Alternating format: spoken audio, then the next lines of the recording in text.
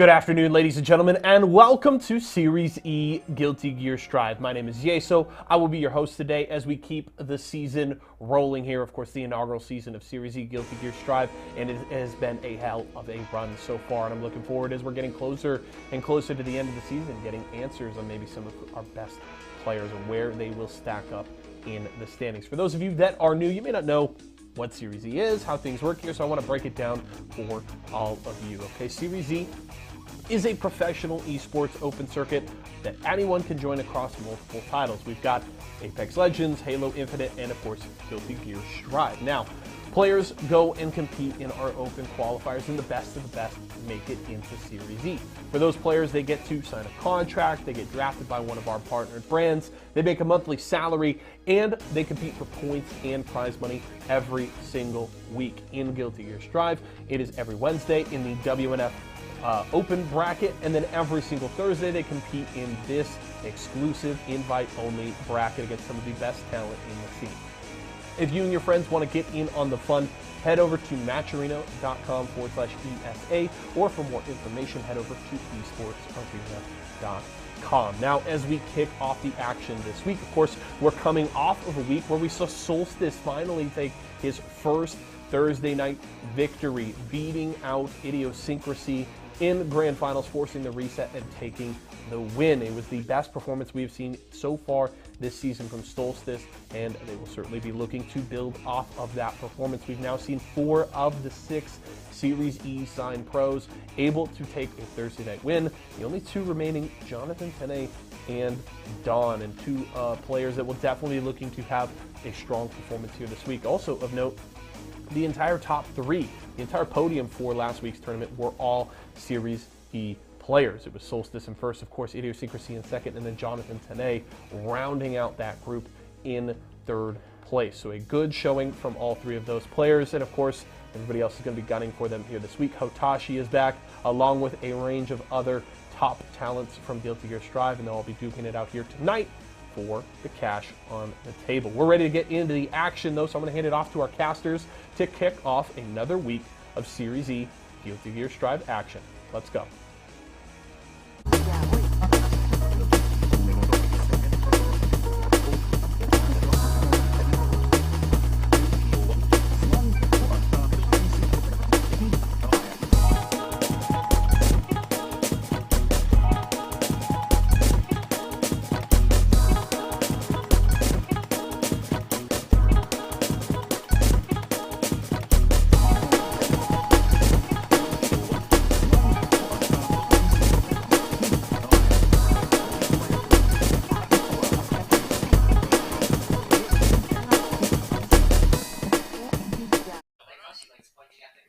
By now, I think you all know what to expect here from Series E Guilty Gear action. Some of the best Guilty Gear Strive action you're going to see all week, every week.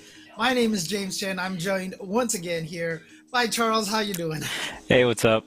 Doing great. It's a great time for fighting game. We just hot off the presses with the Evo announcement, the lineup. It's looking great. Right. I'm super excited for the lineup. And I mean, lo and behold, I think we all kind of saw this one coming, but Strive on the lineup. I'm really excited to see Guilty Gear Strive on the Evo lineup alongside of all the other fighting games that are on the lineup as well. How are you feeling about it? I'm excited. Look, Strive is really resonating with a lot of the FGC. Currently at Combo Breaker, I think it's #1 with like over 700, nearly 800 entrants for the game already. So yeah, a lot of people out there trying to play some Guilty Gear Strive. I imagine at Evo it's going to be crazy, and if it is the most entered game, it'll be the last game showed on Sunday as well. But again, Series E right now is a great, I don't want to call it microcosm, but a great look at the talent that we have in North America. Obviously, there's so many great players from all around the world, but this is focused on the NA players. As you can see here, we've got our Series E sponsored partnered players: Nerf Shine, Vizio, Jonathan Tene, Splash, Idiosyncrasy, Intel's Razzo, Razor's Dawn, and Excedrin Solstice. But look at the players that we have here. There's one name in particular I kind of want to point out here, but we've got some, usual suspects, Super Noon, Yurikov, Hotashi, of course, 4-time winner of Series E, Symbolis, Bean, Flash, Show Off, Chetu, Adventure, but I want to bring up this last name here, Umi Show. Umi Show. He won Wednesday Night Fights last night with the Happy Chaos. And not a player that I have heard a lot from. This is the first time he showed up here in Series E. And, we've been talking about Happy Chaos. So I really want to see how Umi Show performs this week. I mean, up first, he's got to go up against Hotashi. Ooh, so it's kind of a tough one to start. But that's what we've got on deck right now. And I believe Symbolis also has the Happy Chaos on deck as well. He's like Soul Happy Chaos, kind of like how Jonathan Tene has like the Zotto with the Soul as well. So very interesting lineup here. Adventure, of course, always a mainstay here. You just got to have that Jackal, you know what I mean? Get the great character diversity. But of course, here is the prize distribution. $500 total right there, so you can see for second and third, and this is on a weekly basis. So if you get that consistency, this is a pretty good paycheck if you're a Guilty Gear Strive player, along with the amazing practice double elimination, default settings, pretty standard stuff. The last character we've had for a while is now Biken, or I guess it hasn't been that long, but Biken is the most recent character to the roster, and she's been out for like about a month or so. So we'll see. I don't think we'll have any Biken Diphone not farming the content this week, but we'll see. Yeah, and of course, as we mentioned, we have the 6 sponsored partnered players, and the top 2 are guaranteed to keep their sponsors. Now, the people who don't make it could get sponsored again, but we'll see how it goes for them. We're getting late in the season here, so we're at a point right now where these points are really, really crucial for everybody, as you can see here. Look at this running here. Shine didn't do so well last week, so stayed put at 250 points, but Jonathan Tene and Razzo jumping up. And look at this, Idiosyncrasy and now Solstice. They're all in the running here, because if you win first place, you do get 50 points. So, like, if Idiosyncrasy wins, 180 points right there for him, and if just hoping that someone else has a bad week. Yeah, it puts a lot of pressure on the head-to-head, right? Because it's just like that much more value if you go ahead in placings and then you drop someone down in placings, right? So the head-to-heads in bracket even are more so impactful, especially when you're thinking about this point system, right? Of course, top 2 get to keep the lovely sponsors in front of their name, and the from 3s to 6, they gotta fight for them again. I mean, they still have a chance, obviously, but the next season, at the beginning of that season, there is a bunch of different tournaments that are used to fight for these different sponsors. Yeah, and that Jonathan Tene Razzo battle, they've been going back and forth, and I think they've been separated by 10 points for like the last 4 weeks or something. So, and they're in second and third place. So, this is definitely a battle for getting into that guaranteed spot to keep their sponsors. But, as I mentioned, the first match that we're actually going to have is going to be Hotashi versus Umi Show. Now, like I said, we haven't seen a lot of Happy Chaos here on our stream, and I'm excited to see how Umi Show is going to perform here. Of course, like I said, he has to go against 4-time winner Hotashi, so not going to be an easy match, especially once Hotashi gets in. Happy Chaos can be super annoying, but Hotashi, once he gets the aggression going, it's terrifying. Yeah, and you got to watch that curse when you get the curse. And the great thing about the curse is you cannot block it. So you kind of see Umi Show kind of throw out the bullets in between that, just throwing the curse. Even if they block, it's a great situation here. And it's a really big resource character. I feel like Happy Chaos is like the zoner of this game in terms of like resource management, playing full screen, right? Oh, grab there. I mean, I will be 100% honest with you. I think Happy Chaos is too big-brained for me. I don't know if I could ever use this character. Because, I mean, like you said... bullets, the focus, like... Yes, you've got the concentration. You got to get that, the green ball that he tosses out to get the focus and, keep the concentration going. And all of that stuff is managed, right? So you got to reload your bullets. You have the ability to build up the concentration again, as you saw right there. Very subtle animation, hard to see. There's just so many things to keep track of with this character. There it is right there. Every time you see him his hand reach for his face, that's him building up his concentration gauge again. And yeah, this character is way too much work. Oh yeah. But when he gets going, though, he is terrifying. The yellow RC here, trying to stave off the pressure. Happy Chaos, I mean, traditional zoner in a sense where you don't really have resources, you know, in that knockdown state. Your super doesn't give that frame one intangibility, right? So you're just using base game mechanics for your defense. Yeah, and actually, I'm curious here. Like I said, I am not super familiar with Umi Show. If anybody in the chat has any insight into where he's from, what location he plays, etc., etc., I'm really curious here. But, I mean, he's looking strong here. If he could just take this round, he'll go up 1-0 against Hotashi to start this. And look at that, the gunshot to follow up. Remember, when he has the gun out, anytime he hits the heavy button, heavy slash, it just fires a shot. Now, obviously, there's a little bit of the concentration, bullet count, etc., but you could do this at any time. So while you're in the middle of any move, while you're in the, you know, obviously not when you're blocking or getting hit, but as long as you are not, you know, on the defense, you can hit it to extend combos, get extra hit. It's crazy. Yeah, and what did we see there? The tap dust, right? We've seen so many like setup characters that usually you can't combo off of a tap dust, but if you have an Eddie or you got the gun out, right? Like these are all of a sudden openings where you can go for tap dust, which is you know, supposed to be technically unreactable, right? Overhead. So really good stuff. And I'm going to take game one there versus Hotashi, probably the first seed of this tournament. Usually is the first seed when we see Hotashi here. Now, I mean, this is interesting here because, you know, Hotashi, obviously, he's been saying this a lot in the chat here and everything else. You know, he's really trying to hope that other players in the NA region step up. You know, he's really pushing for that. He feels like that the NA scene as a whole might not necessarily be strong enough. And, you know, a lot of times for a few weeks, it almost feels like he's just kind of experimenting or coasting through, right. You know, and, I wonder how much experience he has against Happy Chaos. So this is interesting. And again, the kind of player that Hotashi is, if Umi Show can actually knock him to loser's bracket, I'm sure he'd be thrilled. And that would drive him to try to get back into grand finals to perhaps face him again. Because he would definitely want to get some practice. But again, this is not, you can't count him out yet, just going down one game. It is first to three.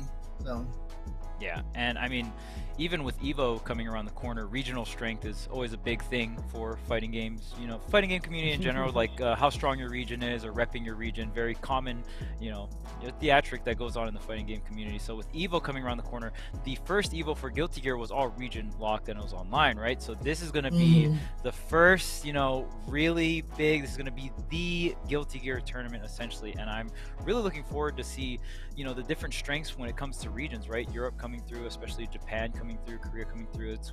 It'll be really sick to see where all these different regions kind of lie and how much of them we're going to see in the top 8, right? And if Hotashi's kind of downing NA right now, I mean, it's not a good thing. But that's why these tournaments like this, Series E, is so important for these really big upcoming events. Yeah, absolutely. And, you know, I see some people mentioning him in chat, but, you know, Latif from, you know, the EU region right now just won Arc Revo EMEA, and definitely one of the strongest players in the world right now. Remember, second place at Evo for Street Fighter 4 against Fudo, the third year of Street Fighter 4. Latif, obviously one of the strongest players, used to live in Arizona, I believe, here in the States for the longest of time, and disappeared for a while, left fighting games, and Strive brought him back. And honestly, he has not, I mean, I was about to say, things haven't changed. He's gotten a lot bulkier because he's been working out. But okay. but he's still just as good of a player as ever. Getting back here now, down for the wire. I mean, you saw Umi Show just keep Hotashi out for so long, but when you do get in on Happy Chaos, like we mentioned earlier, you're pretty much just rocking the base game mechanics of defense. You got your burst, you got yellow RC, and then, you know, past that, you just got to make it work. Yeah, and he's not particularly the fastest buttons either, so that's another problem. Look at this. Hotashi's just going to combo straight into the super. Interesting. Just goes for the overdrive, gets some good damage here, gets the knockdown. to go in for some pressure. There you go. Oh, yep. Oof. Force the burst there, and this is where Umi Show has to keep the game at. You want to see it full screen if you're Happy Chaos. Yeah, and again, see, he's trying to reload between the scenes. Shot, reload. Shot, green ball. Shot, reload. Shot, concentration. Dude, the amount of work, like, you don't see it. It's not... Okay, nice air throw by Hotashi. Oh no, actually that was the air throw by Umi Show. Yeah. Never mind. God. But it's really hard to see, but Happy Chaos is doing something constantly. The animation isn't, isn't very, bombastic or anything like that, but shot, reload. Here we go, shot into reload. He's always doing something. It's crazy. Heavy APM. I mean, yes. Because hard or easy is very subjective, right? Like maybe some players think pressing all that nonsense is easy, right? But definitely in terms of APM, one of the higher characters for APM there, you always got to be doing something, right? You can't just be not doing anything. You want to be like recharging the concentration, reloading a bullet. Always at specific times you just want to be doing something, and you want to make sure the gap's not that large, right? You don't want to do too much of those things because then they start closing in the ground. So a very interesting character. Now 1-1 apiece here. We'll see how Hotashi is going to get in on Happy Chaos and really make it play. And I see all the little regional trash talking in the chat, and I like it. I'm a person who was bred in regional rivalries. It's something that really drives players very, very strongly. And look at this, Hotashi with the perfect start here. A fast perfect, nice. But I'm all for it as long as we keep it in game, But I'm all down for the regional rivalries. So much of the FGC history and the strengthening of players and communities has been because of regional rivalries. The classic EUNA, so it's always a classic. I mean, before it used to be my arcade versus your arcade, then it was like NorCal, SoCal, then it was East Coast, West Coast, and then it was Coast versus no Coast, It's like, and now we're at, global, and it's wonderful. I love it. Wow! All the way across the screen there. I know it was a Beyblade at the end, but it looked like he canceled some kind of animation, like with an RC, maybe some kind of like cancel kind of beat.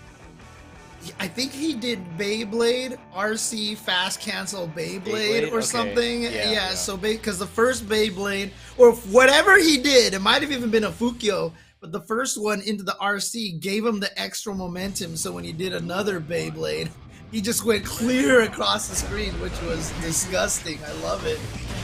Yeah, and I mean, this is the matchup kind of getting figured out, right?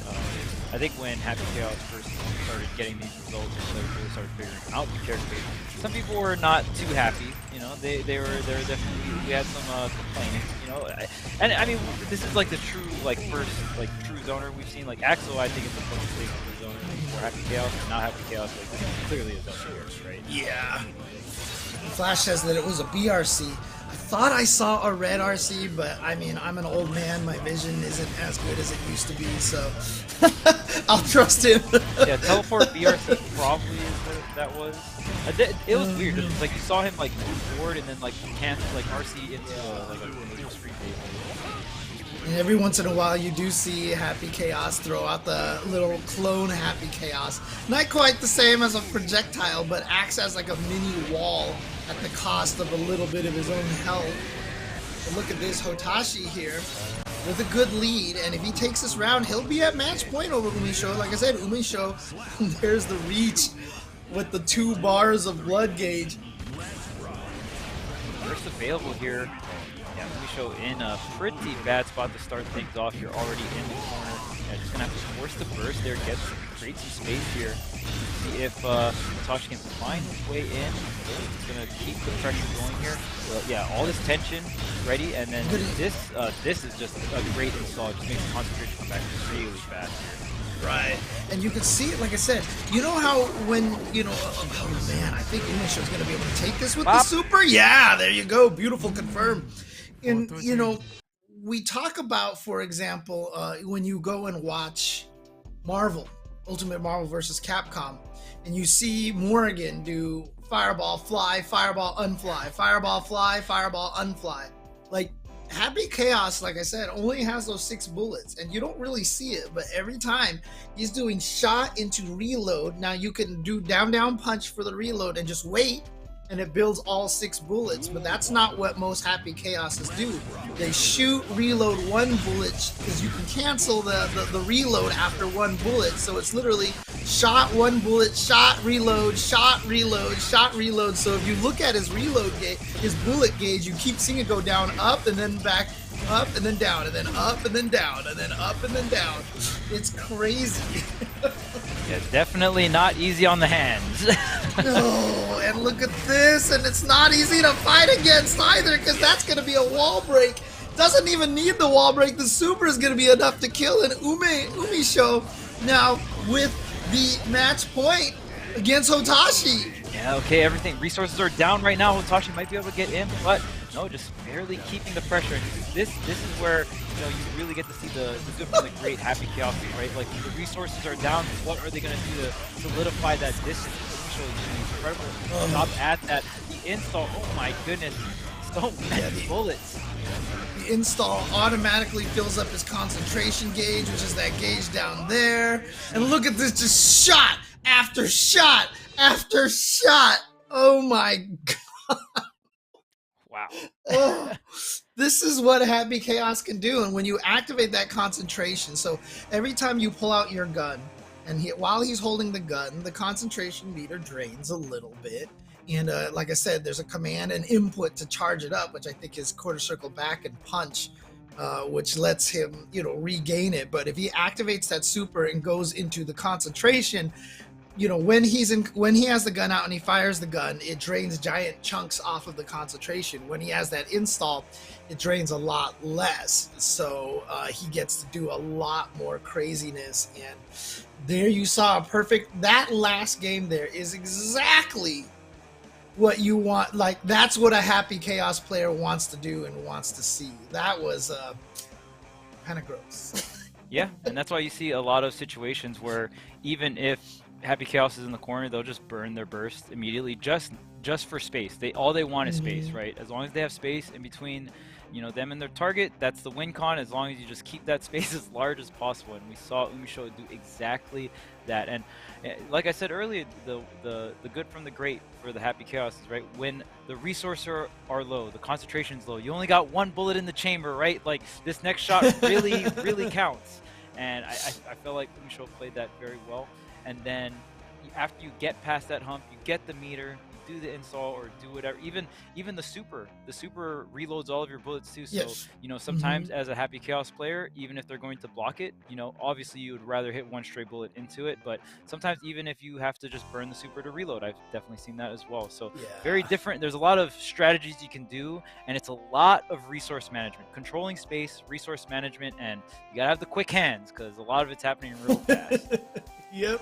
I mean, when this character first came out, I was just like, man, people are going to find some interesting ways to play him. And the way that he's actually turned out was way beyond anything that I would have imagined. Like I said, this character is so big-brained because, again, another feature that he has is when he pulls out the gun, there's a little bit of RNG where the reticule is not on the opponent necessarily. It can start on the opponent and you're lucky and you get the an instant shot that hits them, but it generally will start away from them. So if you fire too early, it just doesn't hit. And so it's got to show up and then slide over onto them. And, you know, there is that. But if you hit them with the green ball, the time it takes for it when it shows up to focus onto the opponent is much shorter. And so again, not only are you managing all those resources, you're trying to hit them with that green ball all the time to make sure your gunshots are more accurate. And he's like the ultimate resource character. And I saw him and I was like, you know what, this character definitely has a chance to probably be really strong, but man, what the players are doing with this character right now, oof. Some people are saying that they wouldn't be surprised if a Happy Chaos won Evo. I saw that in the chat, and Really? the way that he's looking, I'm inclined to agree. Oh yeah, I've heard some top players put Happy Chaos in their top 5. I mean, top 5 is a pretty prestigious place to put characters, in my opinion. So very strong and very relevant now. I feel like we've seen a handful of top level players pick up the character, right? So if you're gonna win Evo, you probably have to beat a very good Happy Chaos. I can at least say that. So you got to know the matchup, right? Guilty Gear, a game of matchups. Each character is so unique, so different, right? So the way you fight them with your own character usually becomes very drastically different. So we'll see Happy Chaos, the mark Happy Chaos will leave in the meta. But currently, right now, definitely making some big waves and kind of sparking a lot of discussions, which I like. Yeah, and of course, never forget, I mean, we haven't seen him play in this tournament yet. We've seen him in the chat a bunch of time. Lost Soul is a Happy Chaos player as well. He did really well at Frosty Faustings. Got top 4, I believe it was. But he's a former 3rd place Evo Guilty Gear Exerd player with Elfeld, so we know how good Lost Soul is. So he's definitely going to be a player to watch as well. Yeah, and I believe Deb, or last time I checked, Deb is still playing Happy Chaos as well. So a ton of of strong players, really showcasing the character, which I like. I mean, and these are players that the execution doesn't really bother them, right? It's Guilty Gear. You look at some of the older games; they were very, very hard to play. So I feel like Happy Chaos isn't like too crazy if you're an old school Guilty Gear player, right? And God, I'm just looking at this chat and I love this. This is why, a lot of people are always like, oh, Evo, it's not what it used to be. It's not that important. But like, you see everyone's like, oh, this person's gonna win Evo. This person's gonna win it. Dude, there's just so much on the line when it comes to winning that tournament, because it's the one that everyone travels around the world for. And so to win that one, there's no point in time where you're like, well, you're lucky Blob didn't come and enter this tournament. If they were there, like, they're all there. Yes. They're all there. So I love seeing that kind of discussion right now, and that's what Evo brings. Evo has an announcement, and now everyone's talking about who's gonna win Evo. It's so cool. It is the Super Bowl of fighting games. You can never take that title away from Evo, in my opinion. It'll always be that, right? And like you said, if you're a competitor and you feel like you can win, you will be at Evo, like 100%, no doubt about it. Like, you will do anything you can to make it to Evo. If there's one tournament every year, and if you feel like you're the best, like, you will be there. You will be there to show it. Yeah, absolutely. And even if you don't expect to win, you should go. Yeah. You should go. It's a great and honestly, like, it's an interesting one, right? Because I mean, Evo has been, like, I think one of the greatest events for spectators. You get the big arena on Sunday, you get all these things, you get to try out, I'm sure Dungeon Fighter will be there playable, probably at an Arxis booth, or at, Dungeon Fighter at a Nexon booth, or something. There's lots of cool things you can buy, and artist alleys and t-shirts and trinkets and all that stuff like that. But, as players, it's been a little bit harder because there's so many people there. You can't really have, like, the 24-hour stations at Combo Breaker and stuff. Right. But this year, Rick, the guy who's in charge of Combo Breaker, taking over Evo, and they announced that they're going to have a BYOC, a Bring Your Own Console section, bigger than the entirety of Combo Breaker. Wow. At Evo. Things are changing, and so like I said, I used to always say, if you're there to spectate and enjoy fighting games, it's wonderful. But now, as a player, I think that it's going to be even a better experience than before.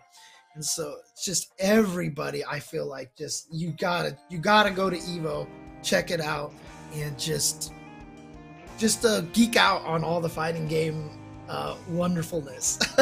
Yeah, I absolutely agree. I mean, if there's one tournament you go to, if you only can pick one, there's a bunch of fantastic tournaments, and if you've never experienced, you at least have to experience one Evo, at the very minimum. But we're going to be coming right back to this bracket, but we've got to take a quick break first, so make sure you guys stay tuned. See you guys back.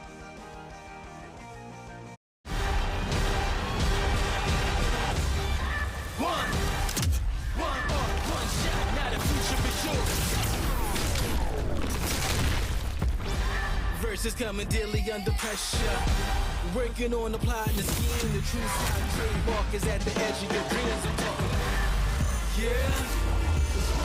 One shot, now the future is yours.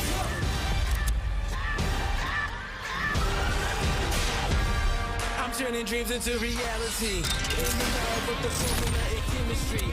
Your memories spark and motivate and make the industry shake. Put the bars in the breaks. I'm talking one chance that was so close for the goal. It's one shot, now the future is yours. Go! Etc. I'm fading! One bad headache can crash your entire game. Excedrin relieves headaches fast. Excedrin, game over for headaches. It's fruit refreshingly sweet, but without sugar, 0 calorie treat. They're all our top flavored splash. It's fruit freshen.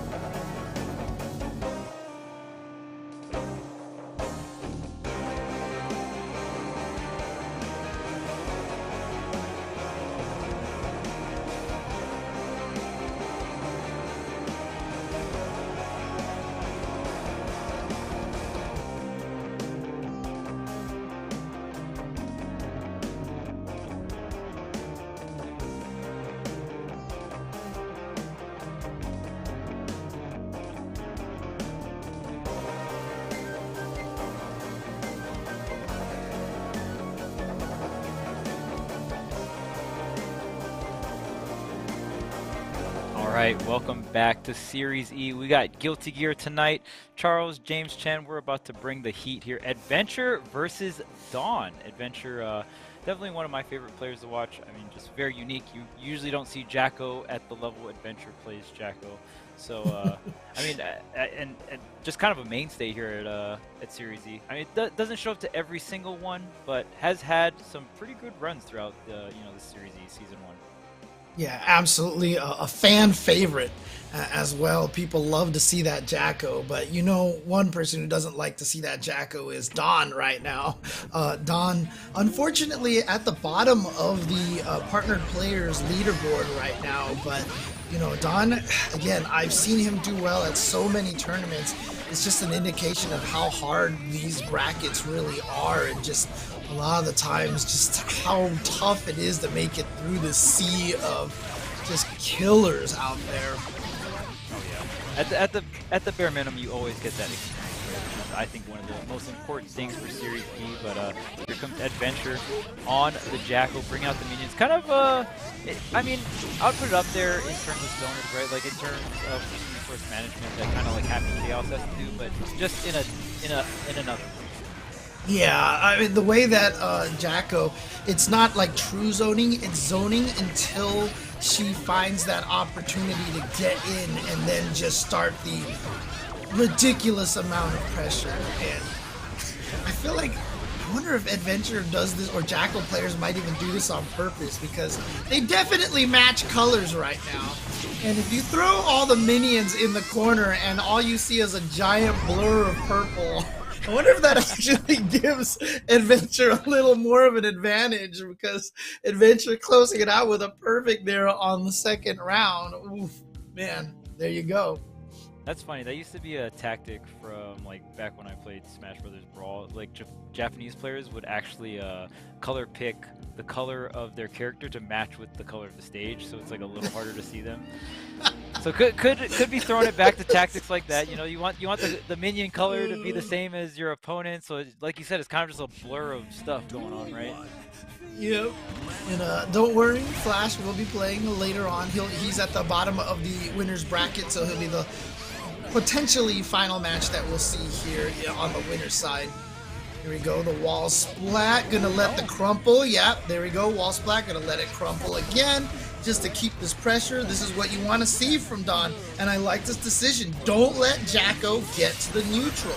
Keep her in the corner for as long as you can, and Dawn taking it with their own perfect. Right, and you at a certain point, it's like, okay, you could wall break with the super, get the Oki, but sometimes it's just better to keep the wall pressure, right? Keep the meter, so then after, if you are corner pressuring and you don't hit the opening you want, after extending, you just go ahead, RC, keep the pressure up like you see here. And it's one of the advantages that a character like Ino has. When she wall splats you with the stroke, the big tree, it's a hit off the ground, and, you know, as I was, you know, someone in the chat actually verified for me that the way that works, if you wall splat someone from the ground, that's when they do the little crumple slide where they fall on their backside, and that's what prevents them from being able to spring off the wall. So getting a wall splat from a standing position is a huge benefit to being able to keep the character in the corner, and not everybody can do that. Yeah. I mean, we've seen some of the wall splats. There it is. See that wall jump, right? That wall jump can get you out, pretty much reset everything. So at that point, you might as well cash out and get the positive bonus. Yep. Okay, here comes Adventure. Dawn with 2 good rounds in a row so far, but now this is what Jacko's going to do. And actually, Ed is not going to keep the corner. He's going to spend the meter, get the wall break, do the damage, and now go for the positive meter bonus. Let's see how he uses this meter that he gains. 1 bar full now. Does he activate any of the installs? No, he's going to punish the dive and baits out the burst, and a punish into Super Adventure goes up 2-0. It's so tempting. It's so tempting to burst there, right? You see the red RC, you're like, oh, I can get out of this situation and get the 50 meter. It's just so tempting.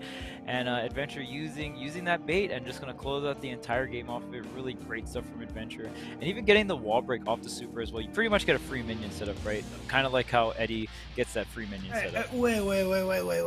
I have to call out in the chat somebody saying that Leo is fair.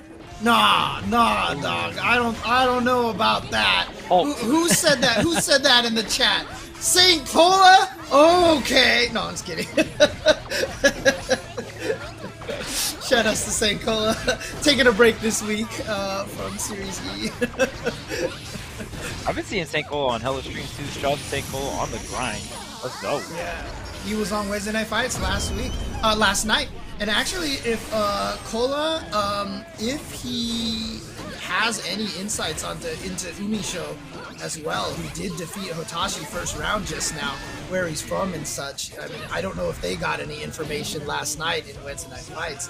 Because like I said, I'd really like to know more backstory about Umi Show.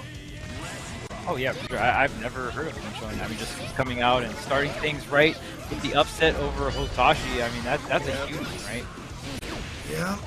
And Adventure is on match point now. Here we go. Gets the minions there. Yep. And look at this, locking into the corner. So got the minions. You see him swinging the minions, kicking the minions, trying to keep locked. Like I said, it's like zoning, but you're just looking the entire time for that one opportunity to get the offense going. And you see how Adventure like dashes in and then backs out when he kind of sees that it's not working out for him.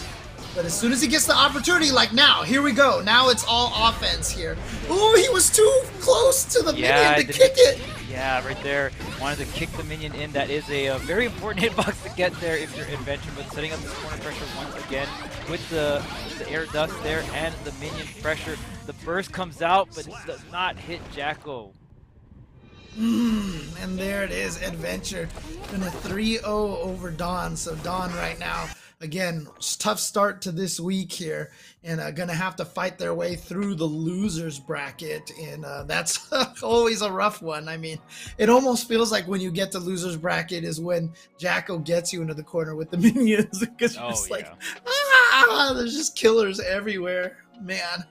Yeah, I like how you describe Jacko as well. Like, you're zoning, but essentially you're zoning until you can set up the pressure that you can coincide with the minions, right? Like, once you can get the pressure going with you and your minions, that's where you want to be, right? That's kind of like your win condition or your best scenario. Whereas Happy Chaos, you want full screen all day, all the time. Like, just give me that full screen pressure. Whereas Jacko, eventually you do want to get in there with your minions and, you know, find that opening. And you kind of, it's interesting how she does it as well, because you set up the minions by just like throwing them, then you can like throw out a threatful hitbox, hit them forward, right? And there's a bunch of creative ways you can do it. Another character that's a little harder to play. Yeah, for sure.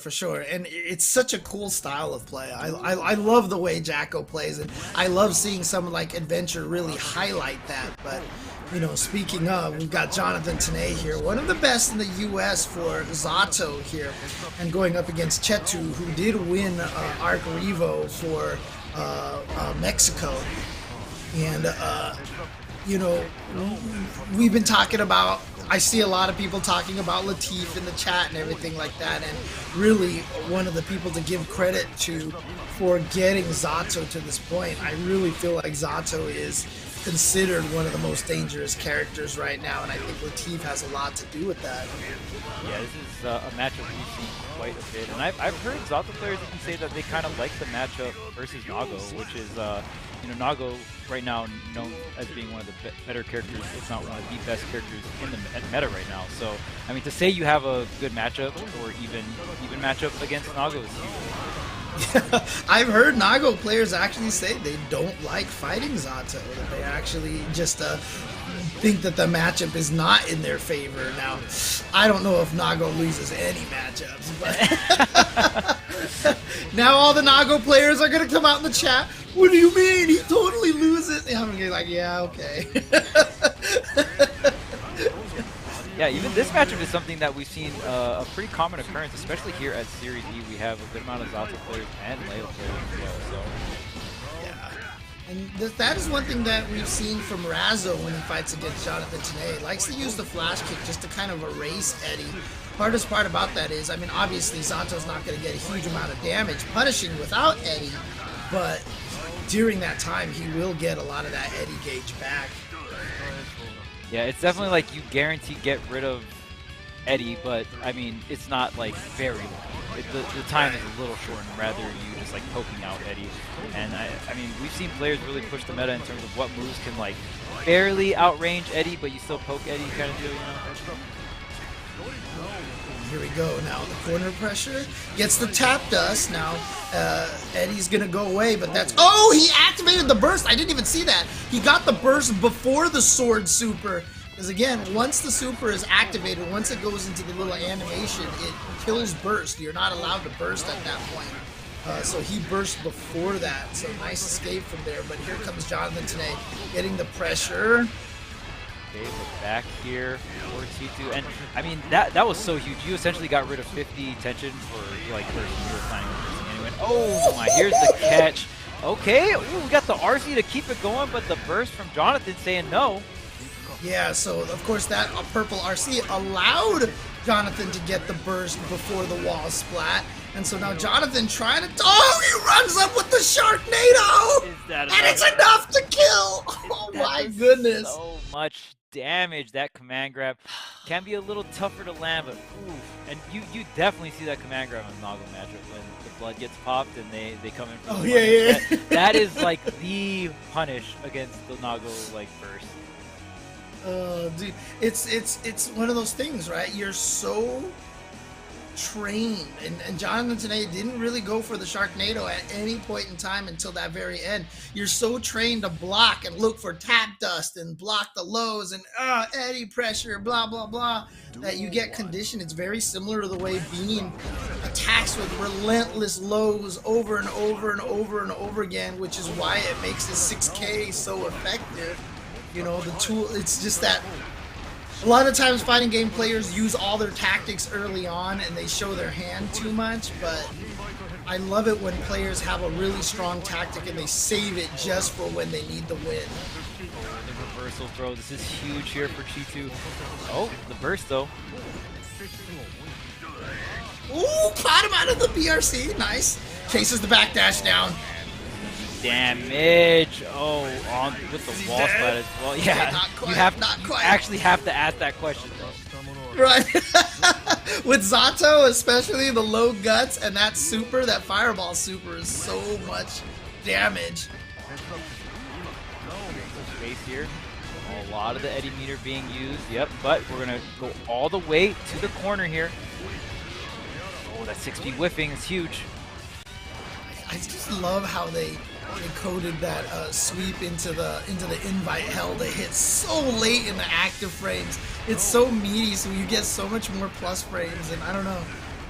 Every time I see something hit super meaty and be really plus, it just feels really good. Like that.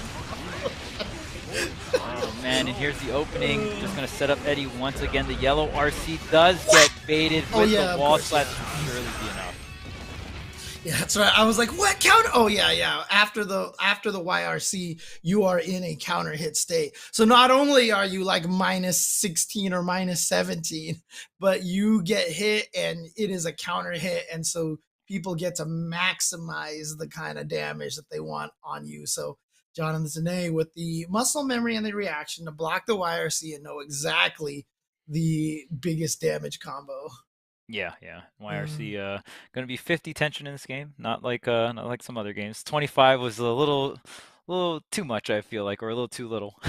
But really great stuff from Jonathan, baiting out that option there. Just really the corner pressure coming out from Zotto, and even just like using the first eddy, even if you don't get an opening, just using the first eddy for the positioning, right? We saw, right. Jonathan set up so much pressure in these scenarios just from making sure that first eddy gets enough value, not even in a sense of damage, but in a sense of positioning. It's so huge. Yeah, it's interesting because like people I see in the chat now, they're talking about like, I wouldn't be surprised if I saw Zotto in grand finals of Evo, etc. We've only scratched the surface of Zotto. I agree. Like I said, I feel like this character has a lot more, and that's why like, when Zotto first came out, everyone's like, this character's not very good. But clearly, like he's a character that takes a little bit of time to make work. But my question is, does anybody know? Is Ogawa playing a lot of Zotto in Strive right now? Where's Ogawa, who's basically like the Zotto master of Japan in all the previous games? I haven't heard much from him personally. So someone in the chat says he is playing. Okay. I want to see what he's capable of, because like I said, he's crazy. Oh, okay. He's not as much of a fan of the game. That makes sense. Okay. Makes sense. All right, chat. So this is indeed not a blue Dragon Ball, but it's just the team I'm on. I'm Beast Coast. That is the symbol for Beast Coast. Shoutouts to Lornet and Apology Man. They're also part of this team. So let's go. Not a blue Dragon Ball, even though that would be hype. That would be hype. So yeah, so most people are saying that right now Gobo, of course, we all know about Gobo, Yeah. Zotto, but I'm just really curious about what Ogawa's doing. And again, like, I mean, it's not gonna, we're not here to be like, oh, kind of like trying to mask anything. Obviously, a lot of veterans of Guilty Gear do have criticisms of Strive. The Strive is a very different game, and in fact, probably one of the first times that Guilty Gear has really decided to make a big shift in how the game is played compared to old games. It's always been a legacy game where what you did before generally kind of still works in all the future versions. So again, yeah, there's definitely a lot of veterans out there who aren't as enamored with the game, but I mean, there are veterans who do enjoy it, and there's a lot of new players. And like I said, enjoy, like I've always preached, just enjoy whatever fighting games you want. Let other people enjoy the games that they want. So yeah, absolutely. I mean, just there's so many different ones too. So you definitely have a lot of options, right? But we're gonna toss it over to Yeso real quick. What do you got to say, Yeso? Hey folks, so just so you know, I know we were in the middle of a set there, but we are dealing with some lobby issues. The players having a little bit of trouble connecting. So right now our staff is working on trying to sort out exactly what is going on there so we can get back into the matches and everything can go well. But just wanted to give kind of everybody an update on kind of what the delay is right now. We are going to go to a quick break kind of while we sort that out, but just be aware we are kind of trying to troubleshoot that issue right now, and we'll get right back into the action as soon as it is sorted out. Before we go to break, though, do want to remind you folks, of course, we've got all kinds of events going on online, but as well as in our stores. If you watched the show last night, we were talking about PvE. We've got that going on, as well as a range of other tournaments inside of all of our physical locations in Walmart stores all across the country, and we would love to game with you. So come out, use exclamation point locations in Twitch chat right now to find an esports arena near you and come and play with us. We would love to see you and game with you. We are going to go to a break right now, but when we come back, we'll have more Series E Guilty Gear Strive.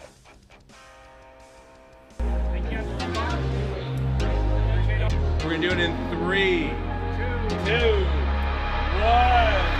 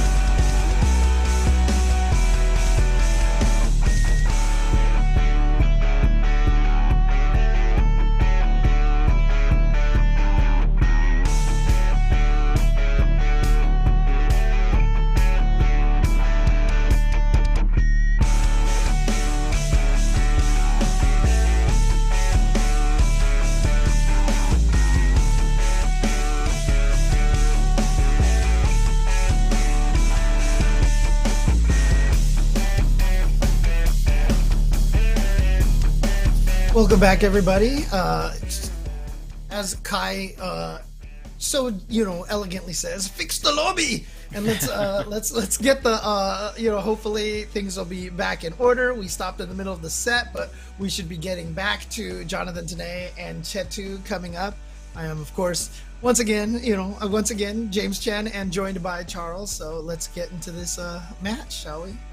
Yep, we're gonna have Leo versus Zotto, and this is something that we've seen throughout the meta, especially currently. Zotto has made big waves, and at this point is not even really a surprise. You almost kind of expect to see Zotto in a lot of top cuts at a lot of tournaments, depending on who's going there. And so, I mean, same could be said for Leo, man. I feel like, at least from what I've seen, the two most common characters in a lot of top cuts for tournaments is going to be the Nago, is going to be the Leo, right? Yeah, for sure. I mean, like I said, people talking about, wouldn't be surprised if we saw a Happy Chaos or a Zotto Evo Grand Final. Look, the best bet right now is probably a Nago, maybe a Ramlethal, perhaps. This goes to show how many great characters are in this game, right? The fact that, I mean, at least for the first, Evo, a lot of people were just expecting Soul for the most part, right? So it's clearly very, very powerful on release. Oh yeah.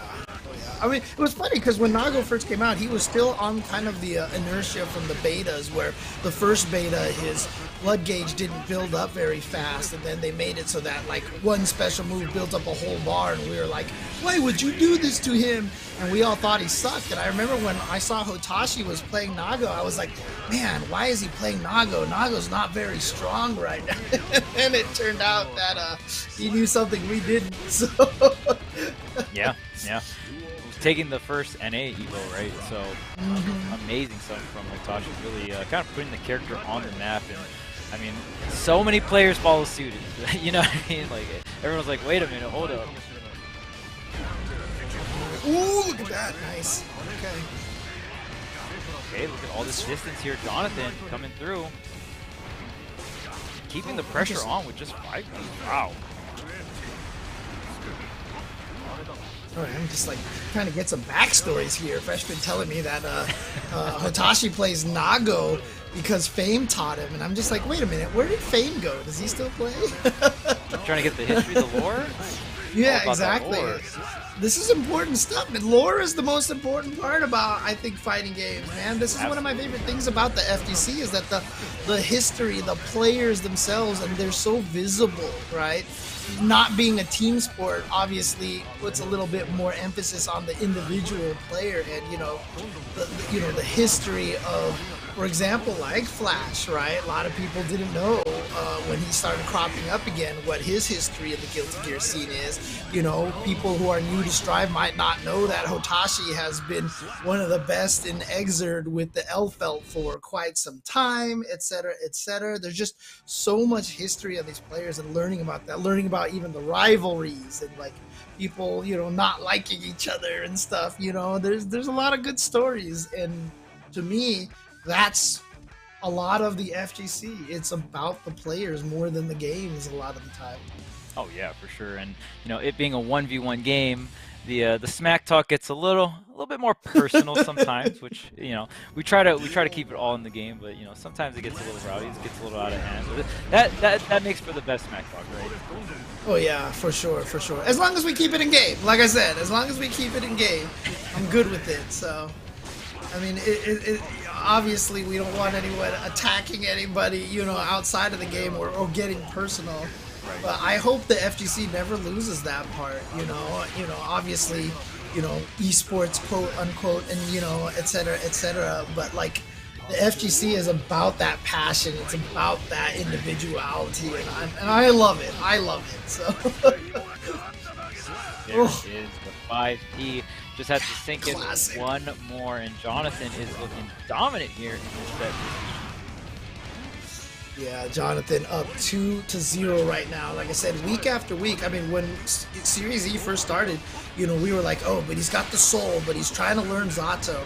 And, all this time just perfecting the Zotto is really paying off, because I think his Zotto is definitely one of the strongest in NA now. Yeah, we're seeing less and less of the soul coming out from Jonathan, right? Like the soul will always be there, but we see the Zotto so often, and I just feels like this character really resonates with Jonathan. For sure. And like I said, this is he's just a character that by default, because he has so much control over when Eddie can attack independently of himself, you know, through the negative edge, through the letting go of the buttons, it just makes it so that really he almost kind of like has an infinite number of possibilities of timings and crazy things he could do. So, you know, there's definitely a lot more tech for this character we have yet to discover, probably. Wow, and there goes Eddie. This is huge, but the reversal air throw. Okay, Jonathan putting himself in a really good spot. The Eddie is now back, but there it goes. Gotta keep this pressure ongoing here. Eddie almost back, but she's finding a way out. Uh-oh. But there's that 5P into the RC. Oh no, drops his gaping maw combos with Eddie. And trying to fly out of there. Nice defense. Look at this. You see the distance that he just built right there. And now all of a sudden push him all the way into the corner. But no more Eddie. This is dangerous now. Gets caught by the overhead. Yep. As soon as he loses Eddie, especially on that knockdown situation. Oh, he threw him off of the side switches.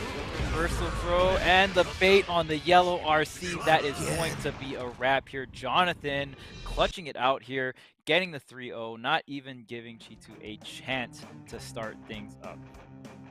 Man, okay, that's twice that we saw him bait out that YRC, get the 2H punish for big damage, didn't even really need much because it was the end of the round. So Jonathan continuing to play super strong, advancing 3-0 over Cheetu, and moves on. So there you go.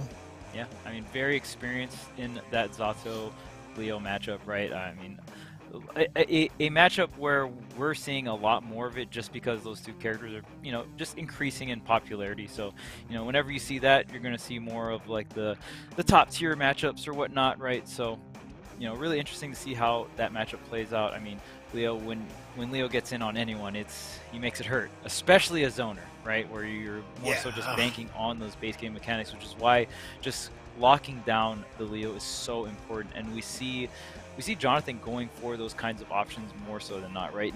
Maybe like some of these moves thrown out, not necessarily trying to get the hit, but more so just trying to cut down the mobility of Leo and just create that distance and really have, you know, set up Eddie for success.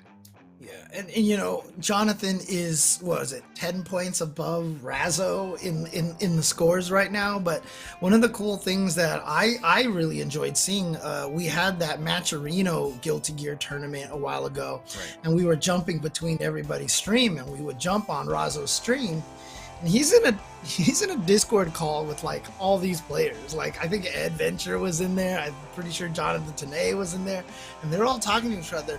At this point in time, you've got to imagine that Jonathan and Razzo have probably played the matchup probably a decent amount of times. And so at this point in time, I feel like, you know, Jonathan's Leo matchup knowledge and experience is probably really high up there. Yeah. So that's going to be a tough one for Cheetu if he doesn't have as much of a chance to practice against the Zotto in return. Oh yeah, for sure. And I mean, it's especially if you're competing here at Series E, going to be a matchup you are going to need to know. Jonathan, I would like to say probably one of the more consistent, if not the most consistent Series E players, right, of all the Series E sponsors. I mean, we just see Jonathan in like so many, hasn't won one yet, but like a lot of seconds, a lot of thirds. Like, I'm hoping for a Jonathan win.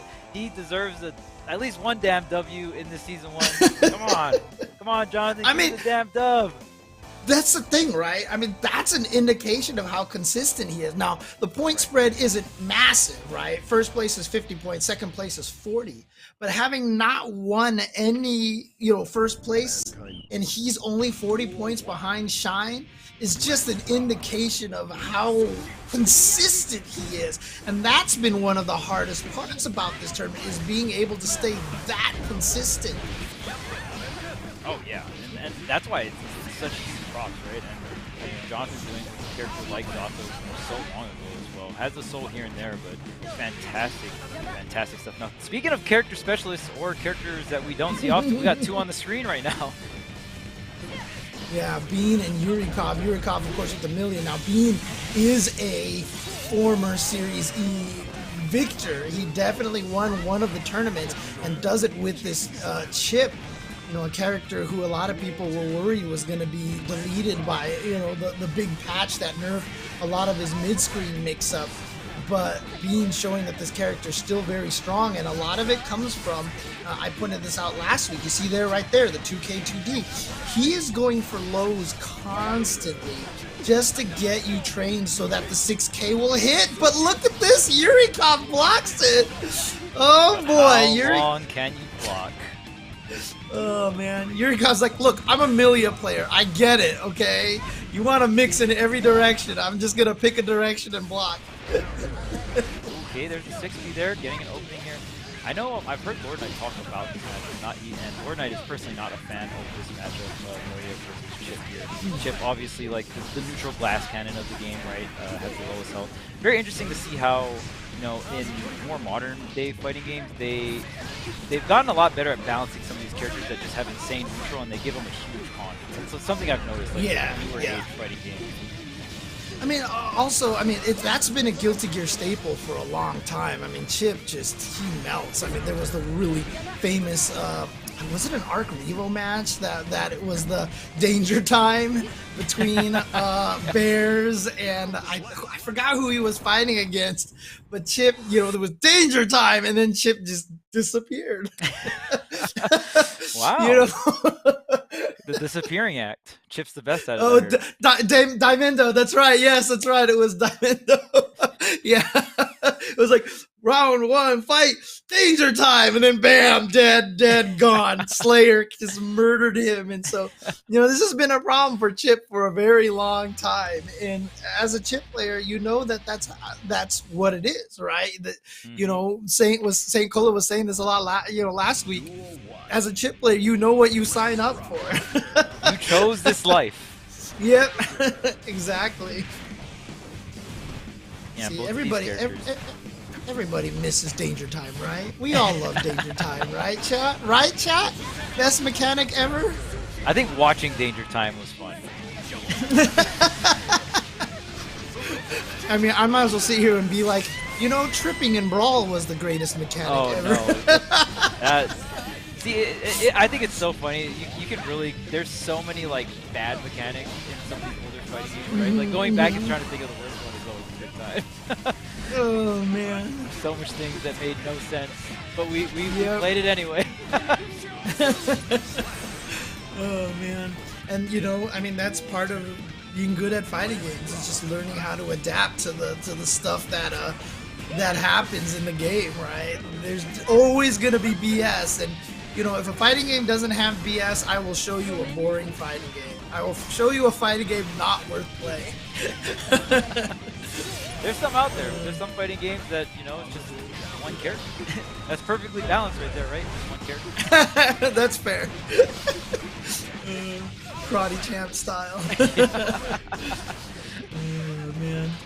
Was it the first Street Fighter just one character too? Like Ryu and Ken were practically the same? Or, you know what Dude, I mean? I'm trying to think. Ryu and Ken were exactly the same character. Right. Not only that, but the only way you could play against each other was if you both put in a quarter and had 2 credits and started with the 2-player button, and you two fought, and then whoever won went on to fight the computer. There was no way to challenge at that point in time. Oh my goodness. What a scam.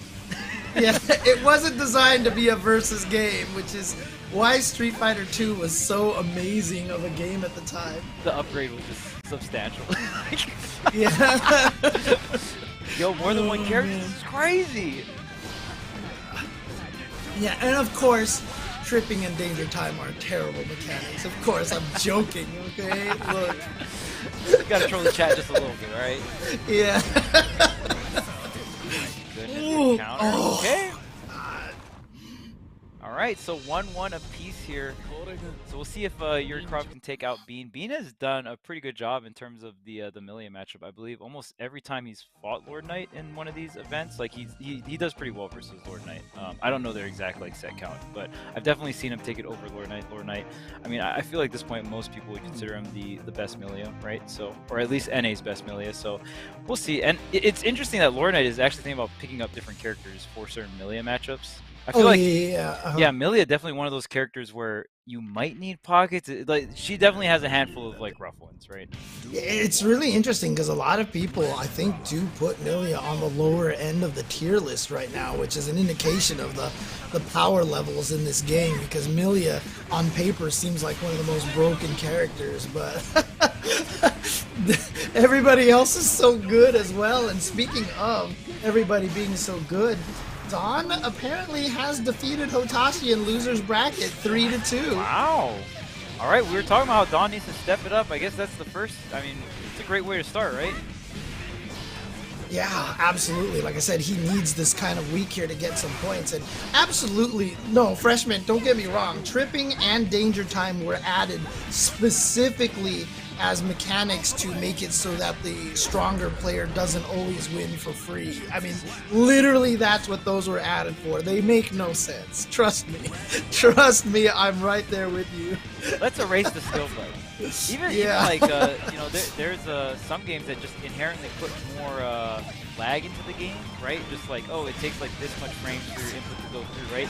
And that's a direct nerf to like reaction time. It's very clear that they're like, oh, okay, well, we don't want someone to just like react to everything and win, like we've seen in previous fighting games. Right.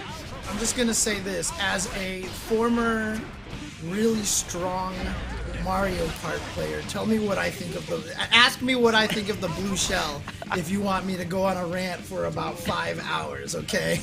Ask me what I think of the blue shell. That's such a great, like, there's a lot of blue shell mechanics. I think that's we can honestly use that as a blanket term, because like even in Smash there's a mechanic with Raid where you have more damage, you have more knockback. It's like, wow, I'm getting screwed over for losing, for winning. Like you're getting, yep. Like when you get punished for winning, that's a blue shell mechanic. Dude, when I finally learned how to avoid blue shells in Mario Kart DS, oh man, that was the happiest day of my life. Let's just put about this, dude. Yeah, I think even in like Mortal Kombat 11, there's like crushing blows, right? Like there's very specific things where you get specific resources at like certain life thresholds. Yeah, so, yeah. You know, you sometimes, you know, with these modern fighting games, you gotta throw in I don't mind a sprinkle of blue shell mechanics. I'm okay with, you know, like even like Tekken has Rage, right? Tekken 7 has Rage. A lot of that, you know, comeback mechanics. There's some stuff, but I mean, God, we're not even talking about Guilty Gear, what's going on the screen anymore. I'm just raging about blue shells. They don't even help the person in last place. The person in last place gets the best chance of getting a blue shell, and it doesn't even help them. What is the point of this? Look, I have always said that if I was gonna balance a Mario Kart game, my idea for the blue shell is the best idea ever. Because in the original N64, the blue shell followed the track. It did not fly. It followed the track. And the way that I would make the blue shell work is it would follow the track again, and everybody it passes, it grows in size. Okay. So that way, if you're in last place and you fire it, it doesn't have a good chance of hitting the next guy, but every person it passes, it has a better chance. If it grows a certain amount of times, then it explodes. And so if you keep the blue shell up to second place and fire it, it won't even blow up the first player person. Dude, dude, let me balance video games, please. You put a lot. I can already tell you put a ton of thought into that. Like the way you're explaining it, I was just like, oh man, James has definitely been blue shelled one, maybe too many times. Like you've had enough of this blue shell. Dude, we used to play at work at my previous job. Like we would just go take meetings and play 8-player Mario Kart. And the amount of whining I would do about blue shells made everybody so frustrated. They were like, there's a reason you get hit by it the most, James. Just stop winning. Stop winning, just like Yurikov. Yurikov is winning right now. Exactly. Yurikov trying to take out Bean. Trying to send Bean to losers in round 1, which would be crazy. Yeah, this is the first time, at least for me, that I've seen Yurikov compete in Series B. I've seen Yurikov compete in other tournaments, but, you know, another NA Milia. So, see what kind of Milia... I mean, opting to go with this matchup as well. Oh my goodness, still blocking. Oh, okay, we're out. Oh, no, we're not. Oh, there he got him with the 6K. There's his classic, and and Bean is gonna tie it up 2-2. Here we go. All right, a game 5 situation here. You love to see it. Last time we had the game 5 was Hotashi versus Umi Show. So let's see how this game 5 will go into favor here. We got Chip, we got Milia, 2 characters we don't see too often. So I mean, both these characters are 2 lowest health pools in the game as well. So I mean, at least when they get the opening, at least in this matchup, they're gonna get a decent amount of damage in, right? Yeah, and Bean tying it up 2-2. Didn't even need a blue shell to do it. Did it all on his own. And here we go. Is Yurikov going to be able to see? Oh god. Oh, what if Faust had a blue shell? See, there we go. Dude, we can bring blue shells. Actually, I would be okay if Faust had a blue shell that he could only throw if the opponent had like most of their life and he had no life, and it just like did stupid damage. It would actually be hilarious. Or if he's down a round, right? Like the second round, and then okay, there it is. To make it safe, there the PRC. What defense by Bean, but he's gonna get caught here. All right, mix up. Just delayed, goes in there for the pressure. But Bean, you can see him trying to get out of this. Nice chase on the backdash, but he didn't believe. Counter hit. Oh, this is big here. The corner of the command throw. This is so much damage. What's the mix on top of that? Goes up and over the pressure there. And Yurikov able to close that one out. Another thing to note about this matchup as well is, you know, when Milia does get that heavy disc set up, they have to respect the DP, right? Coming out. Yeah. So because of that, Milia can't go for some of these 4-way mixes as much as she usually can against other characters. Oh boy. Look at this. Bean gets the wall splat. Still working on a virtual perfect here. I think that is actually a true perfect right now. Not anymore! Here comes Yurikov. Again, both of these characters can bleed. Nice YRC in the instant cross up. And Bean. And Yurikov. Final game, final round. It's time. Here we go. It's going to advance the winners round 2. Already the burst being expended. Bean burst coming right up soon here. And look at the whip punishes coming in. Bean just facing correctly. And look at the corner carry as well. No. Yurikov, okay, got the hit, got the burst out of Bean. So now it's time to go in as hard as you can. Okay, just like they're trying back to find here. I like this movement from Yurikov, trying to stay away, but getting clipped right now. Needs to get a good sequence going. There we go. Here we go. This is huge. Oh, but the sweep was kind of far, and he was just able to backdash away from the pressure. Yep. Okay, nice PRC. Good confirm. Good confirm. He should be able to get the wall splat here. Gets him through the wall. Look at this tied match. Bean does have the 50 tension available right now, and the red RC should be enough. Oh, no, he just got the burst. He just got the burst! Oh my god! Oh, the reset! He got him! Yurikov is going to advance over Bean! I would be so pissed if I was Bean. That burst came back just at that moment. Some might say luck, others might say calculated, but damn was that a game. Yeah, was able to use that burst shell right there, that burst shell for the comeback at the end. No. Oh man. I mean, look, the burst, it's a blue burst, right? Maybe that does count as the blue shell. I don't know. I love how much we've said blue shell. I'm actually very impressed how much we've included the Mario blue shell into this commentary game. You know, suggesting it for Faust, tying in with the burst, man, it's a good time. Dude, man, I'm telling you, man, the amount of rage I have experienced in my life thanks to blue shells is unprecedented. So, I can tell. Blue shell definitely hurt you. Hurt you a lot. It has caused you so much pain. 100%. That just means you're a good Mario Kart player. See, I'm not too phased about Blue Shell. I'm usually the person throwing it, so Okay, there you go. So like I said, that's why my coworkers are like, there's a reason why you keep getting hit by it, James. So like, it's fair to us, dude. It's great for us. Quit managing your items correctly and getting every drift well with the boost and everything. All right, so we're moving on to Shine versus Symbolis. Shine getting, I think it was 3rd place yesterday at Wednesday Night Fights. Did eventually get eliminated, or sent to losers or eliminated, I can't remember, by Umi Show. Got taken out, but it was a super close match, that one. And Symbolis does have the Happy Chaos, was able to beat Jonathan Tene at the Art Prevo qualifiers for our West Coast with the Happy Chaos there. So, what have you played that matchup too often? Like, how do you feel about Happy Chaos? I haven't played it yet. Okay. But I talked to Shine, not this Shine, the other Shine, NYC Shine, who does use Happy Chaos, and I said that I do not look forward to that match, and he actually told me that Potemkin doesn't do bad against Happy Chaos because slide head is a problem. I see. Because if he just sits there and tries to shoot all day, he's going to armor through it with one hit and then slide head you.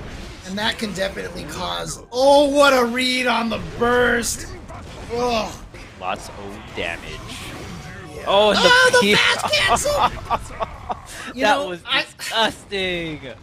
I tell you, as a Potemkin player, I feel like I don't see Potemkins use fast cancel pop buster enough. Like, that's my favorite thing. I have someone told me it's called the Pochenkin. That's what the technique is called, that I don't see a lot of Potemkins use, which is I use 2 punch into 6K, the shoulder charge. Right. Then I PRC the shoulder charge into a fast cancel pop buster, and it catches people so often. So yeah, I mean, closing that distance with the pop buster is such a big deal, right? I mean, so many times when you're that far away, you're naturally just going to block versus Potemkin. So having that as an additional mix is so good. Okay, everybody says they get hit by it all day in Celestial. Good. Because that thing is so good. It's so broken. Oh, speaking of good and damage. Oh no, you're going to get OTG'd. And that's so hard to do, that OTG stand kick into the Para Garuda again. Yep. Oh, it's so good. Yeah, most of the Garudas and most of the pop busters, you're going to see Shine Kara cancel them, right? Which is why, I mean, you've mentioned this a lot before, just at that higher / top level, it is a hard character to play. You have to almost Kara cancel everything. Oh yeah. There's a reason to Kara cancel every single special move that he has in this game. Every single one of them, there's a reason. And in fact, they knew about Kara cancel so much that the range on his pop buster is significantly smaller than it has been in previous Guilty Gear games. Because if they made it the same as previous Guilty Gear games, Kara pop buster would be able to grab from like halfway across the screen. That would be a problem. People would hate Potemkin a lot more than they already do. Oh, this should be it with the wall break. Yep. Nice. Throwing out the punches and the kicks. Symbolis coming through here with the wall break, and maybe we, like you mentioned earlier, the head slider, that we don't see the Happy Chaos coming out, right? Just opting for the soul. And yeah, no, trust me, Triclops, I'm right there with you, man. I'm right there with you. But I mean, the craziest one about Arxis knowing that Kara was such a big thing for Potemkin is that Kara back Mega Fist has its own frame data. Like, you have forward Mega Fist, back Mega Fist. Kara back Mega Fist has its own unique frame data. Now, I don't know if they did that by controlling the momentum or something, but like, that's weird to me that it doesn't have the same frame data as just plain back Mega Fist. Man, and Shine trying to go for this burst here, but completely whiffing on Symbolis. Does get this opening here. Oh, woo! I say no to the Garuda. Okay. Oh no! You got caught. Man. It's just every time. That's the scariest thing. I mean, honestly, Drift RC is another tool that's really powerful for Potemkin, because you block something, you block a hammer fall, Drift RC into your face, and you just gotta hold that. Like, that's a mix-up you have to hold, and it's just so terrifying. And if you get hit by a kick into the sweep, he kind of gets to reset the mix-up again, and so it's scared. Oh man, what an opener. Can't burst out of that one. Dude, I mean, all Potemkin players love landing Kara Potemkin Potbuster at the very start of the round, dude. That's like one of the most joyous things. It's probably the most mental damage you can do from a singular move on the opener, right? Like just getting a Kara cancel Potbuster. Yep. It's really like that, huh? I'm really starting the round like this. And there we go. See? There we go. There's that mix-up I told you. Oh, he tried to read the jump. Symbolis is not jumping. Oh, it doesn't matter. The 6H, and now 1 round away for Shine. Yeah, I mean, honestly, Symbolis ain't doing much here. Like, this is the third round in, third game in, and it's just been so hard for Symbolis to get something started here. Finally getting an open, taking Shine to the left side here, but we've seen Shine's defense really come in, right? That was really great on Symbolis. He went for that meaty Fafnir, and Shine backdashed it, but he had the punch ready to go, just showing that he has the awareness. There we go. There's the Mira mix-up right there off of the Bandit Revolver, going straight into the low. Symbolis taking that round. And also, now that I mentioned it, that's right, Mira's not in the bracket today. I'm surprised by that. Symbolis is going to go ahead and carry the Will of Soul on through this bracket since Mira's not here tonight. Right now, Symbolis kind of getting something cooking here. We'll see if Symbolis can get himself on the board here. Has the pressure Shine stuck in this left corner here. The burst to keep the pressure going though. Just got to be careful though. Potemkin at any point in time can make this comeback. Here we go. Karagruda to. Oh wait, that was probably a bad instant block on Symbolis' part when he IB'd.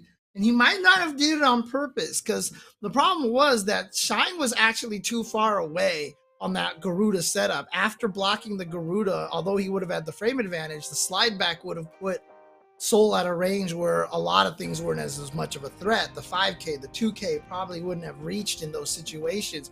But because he accidentally IB'd it, he kept himself in the range for Potemkin's optimal mix-up position. So that was kind of an unfortunate situation for there, and Shine took advantage of it and took it. There you go. Yeah, being able to combo into the Potbuster right there. It's like you can't assume everyone's going to play perfect, right? That was definitely a niche scenario, so kind of unfortunate there, but I think Shine still overall played extremely well. They're going to close it out 3-0.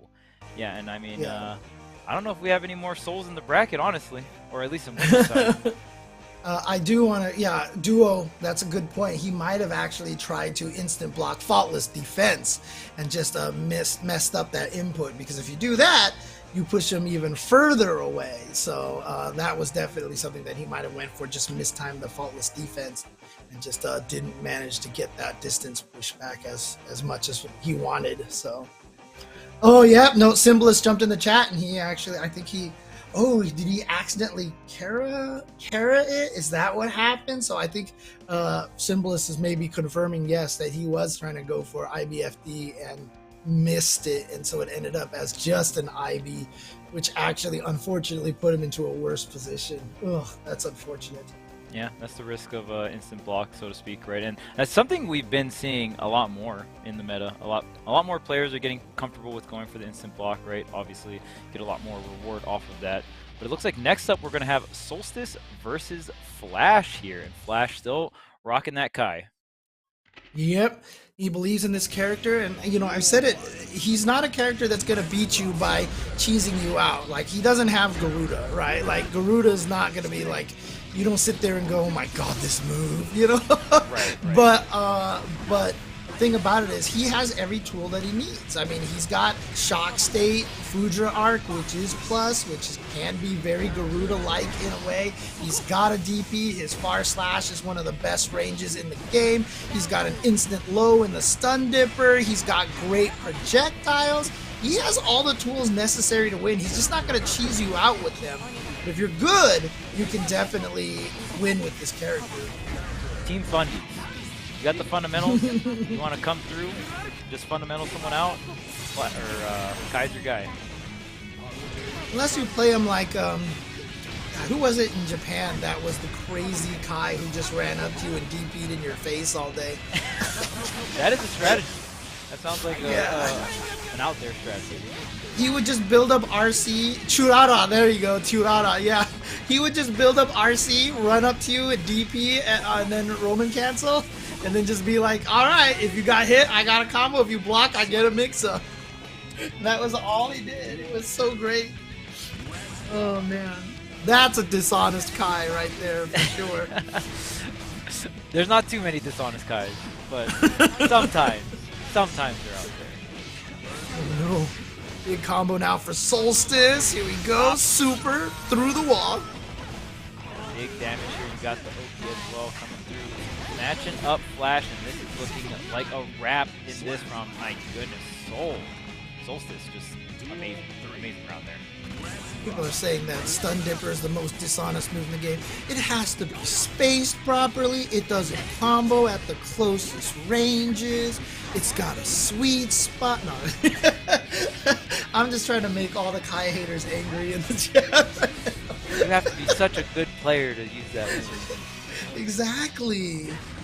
I mean, they buffed it, to be honest, so that it definitely was easier to use. Because when the game first came out, Stun Dipper was actually, my description is accurate, that it required such ridiculous distancing and timing. But now it's a little easier to use. Okay, Flash barely getting out of there. There's the air dusk. Okay, gonna RC back, command the space here. Solstice trying to set up this the corner pressure that Ramafal is so known for, right? Just set up those set up the swords in the corner. You can have all these confirm all these gaps, but it doesn't matter. Flash gonna come through and go ahead and get the first game here. Getting a little bit of momentum on his side for the rest of the set. Yeah, absolutely. Flash has had a couple of rough weeks, I think, here in Series E. Let me see. I think last week he went 0-2. So would love to see Flash get another deep run here. To see. Oops, that's definitely not the right date. What was last week? 3-3, I think it was. Yeah, there we go. Let me see. Yeah, Flash going 0-2 the previous week. So love to see Flash go for a deep run here this time. Yeah, pretty much our main Kai representation here at Series E. We see Flash in quite a bit of our bracket. Oh, but Solstice starting. And Solstice has been doing fantastic. I believe, if I'm not mistaken, yes, won last week. So we got last week's champ right here. But Flash was able to take the first game here, so Solstice, I mean, you were the champ last week, but already, you know, kind of on the back foot here, round one winners. Yeah, and Solstice would love to get some more of those points right now, because despite the fact that we definitely have a solid top 3 in the partnered players, Solstice and Idiosyncrasy actually not, you know, insurmountably behind. But they do require the other players to have bad weeks, and so far that isn't happening. Yeah. So, some of the players on top have been quite consistent, and the only way to break that consistency is you gotta knock them. You yourself have to knock them. He gets the sweep into the heavy stun edge. Solstice still has the burst here. So, I mean, doesn't have to health lead, but Flash, yeah, it should be able to close this up. No, doesn't get too much damage off that conversion. The grab, wow, it's enough. The run-up throw from Kai. I mean, look, Kai is practically a grappler in this game. I swear, Kais just love that run-up throw. It's in their blood. But there's a reason. It's such a powerful tool. He's fast, and like I said, he's very solid with a lot of these pokes and mix-ups and plus frames and stuff. He gets you blocking so that he can throw you like that. You know, that is one of the reasons why you see Kai's use it, because it is a vital part of his strategy. And they should just give Kai a wild throw, right? I'm sure everybody would love that. Oh yeah. I mean, we have a decent amount of like hit throw characters in this game. Kai is definitely one of them, right? This has so many tools, especially his run being decently quick as well. So, man, but this is down to the wire here. Burst is available for Solstice. Does get blocked, but not too much to punish. Gets the run-up grab, though. Oh, God, yeah. I love that, flash. Oh, no, this could probably be death. Yeah, this was counter hit. Yeah, that is going to get the full rotation there. And whew, that was really close. Solstice getting themselves on the board here against Flash. Now I believe is 1-1. Yeah. See, I mean, look, they gave Kai Dragon Install already, right? So just give him Soul Throw, give him the Wild Throw, give him some Dust Loops, and I'm sure, There we go. I mean, look, Flash put it all on the line with that DP there, right? He really felt like that was the right option there, and I believe Solstice just was kind of in a more defensive stance. So again, one of the things that, very common for Guilty Gear players that have to learn how to do is to use the dash button and then hold down back afterwards. You'll keep dashing, but you will automatically block things. And I think that's what Solstice did. I think he dashed forward and was just holding down back the whole entire time. So it did manage to block that. As a Potemkin player, I don't get to use that because we don't have a dash. But for everybody else, it's definitely a tactic that you gotta learn. Dash forward with the dash button so you can immediately switch to down back as fast as possible to advance defensively. Yeah, with the dash macro, very big deal. You're going to be able to set up dash blocks pretty easily. Starting things off here, Flash on the downside of health, but wait a minute, here's the grab, the reversal. Get out of my face! Take half your health! What? 2 hits right there who did so much damage, holy crap. The tap does to keep things going. Solstice playing that round phenomenal. Wow. Ooh. All right, so Solstice now officially taking the lead here over Flash. Big damage. Nice. Get the wall break as well. Nope. Keep the corner pressure here. Got both the swords. Trying to jump up and over, but Solstice is going to make Flash pay big there. Yeah, had the 6B ready to go. A lot of the times when you try to jump out of the corner, you're in such a defensive position. Oh, there's the honest stun dipper. Gets the hit with the 5-frame low, and there we go, through the wall, tying up the life. Yep, honest damage. Absolutely. 5-frame half-screen low, totally fair. Kyle's an honest man. I think Kyle's a pretty honest. No air throw. Tried to bait Solstice into thinking that, but back throw! And the OTG is going to be able to take it. Solstice going up 2-1. That's definitely one of the better OTG moves in this game, man. That move does so much damage, and just OTGing off of it. I've just seen so many situations where I'm like, oh, you should be, oh yeah, that OTG will do it. Hey, AJ, dude. Trust me, I know. I'm just trying to make AJ mad in the chat right now, but I will also say, Kaiten-san, Garuda's top 3 special move in the game. It is absolutely top 3 special move. Because you give Garuda to any other character in the game, and they are the most broken character in the game. It's only fair because it's on Potemkin, and I know people are going to get mad at me for even saying that. Remember everyone, he needs it. He needs it. Yeah. Garuda, Beyblade, 2 of the top 3 special moves in the game. Free. Yeah. They need it. Maybe not Nago, but Potemkin for sure. Potemkin for sure. Oh, the shimmy. That was clean.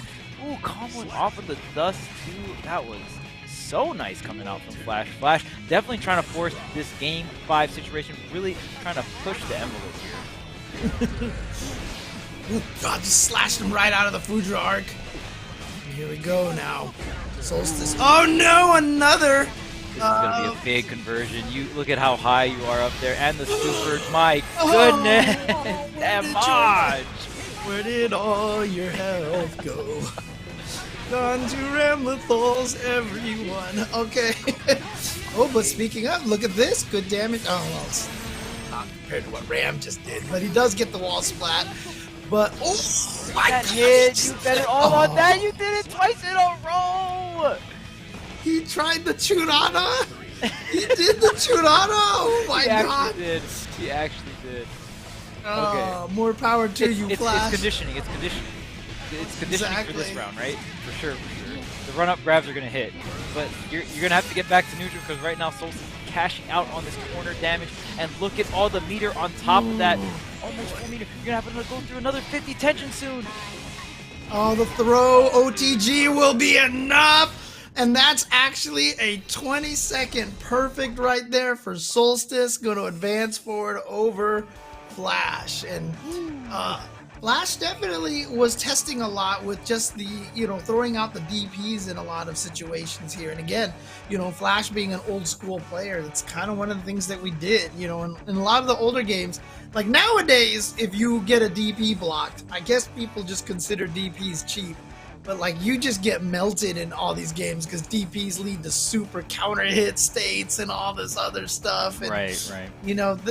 That's kind of one of the reasons why I'm enjoying KOF, because KOF is just like DP, DP, DP. With no, I could just do this with no regrets. Hooray! Yeah, exactly. I mean, you can melt in KOF, but they will make you melt for a lot of reasons.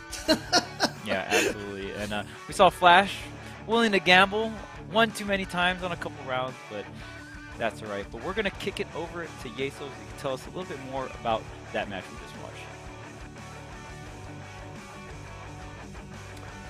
What an interesting first round there, and a couple of standouts that won't be in the rest of tonight's tournament. Both Bean and Hotashi end up both going 0-2. Of course, Umi Show with the big first round upset there, taking Hotashi to a full 5 games, playing the Happy Chaos, able to grab the win there, and then Hotashi goes down to the losers bracket, and shoutouts to Dawn, gets the 3-2 victory in 5 games there to knock Hotashi out of the bracket. Then, of course, Bean, really tight, honestly, and fun to watch set there against Yurikov, but it went Yurikov's way. Bean falls in that one and then goes down and falls 3-1 to Supernoon in losers. So that's 2 heavy hitters, and that's 2 of the people that we have seen win multiple Thursday night brackets this season that are out after just 2 matches. So crazy to consider, but when you look at the rest of how things have set up here, going to be a very fun rest of the day. Our round 2 matchups and winners are going to be Umi Show versus Adventure. Of course, Adventure took down Don in a pretty strong 3-0 performance.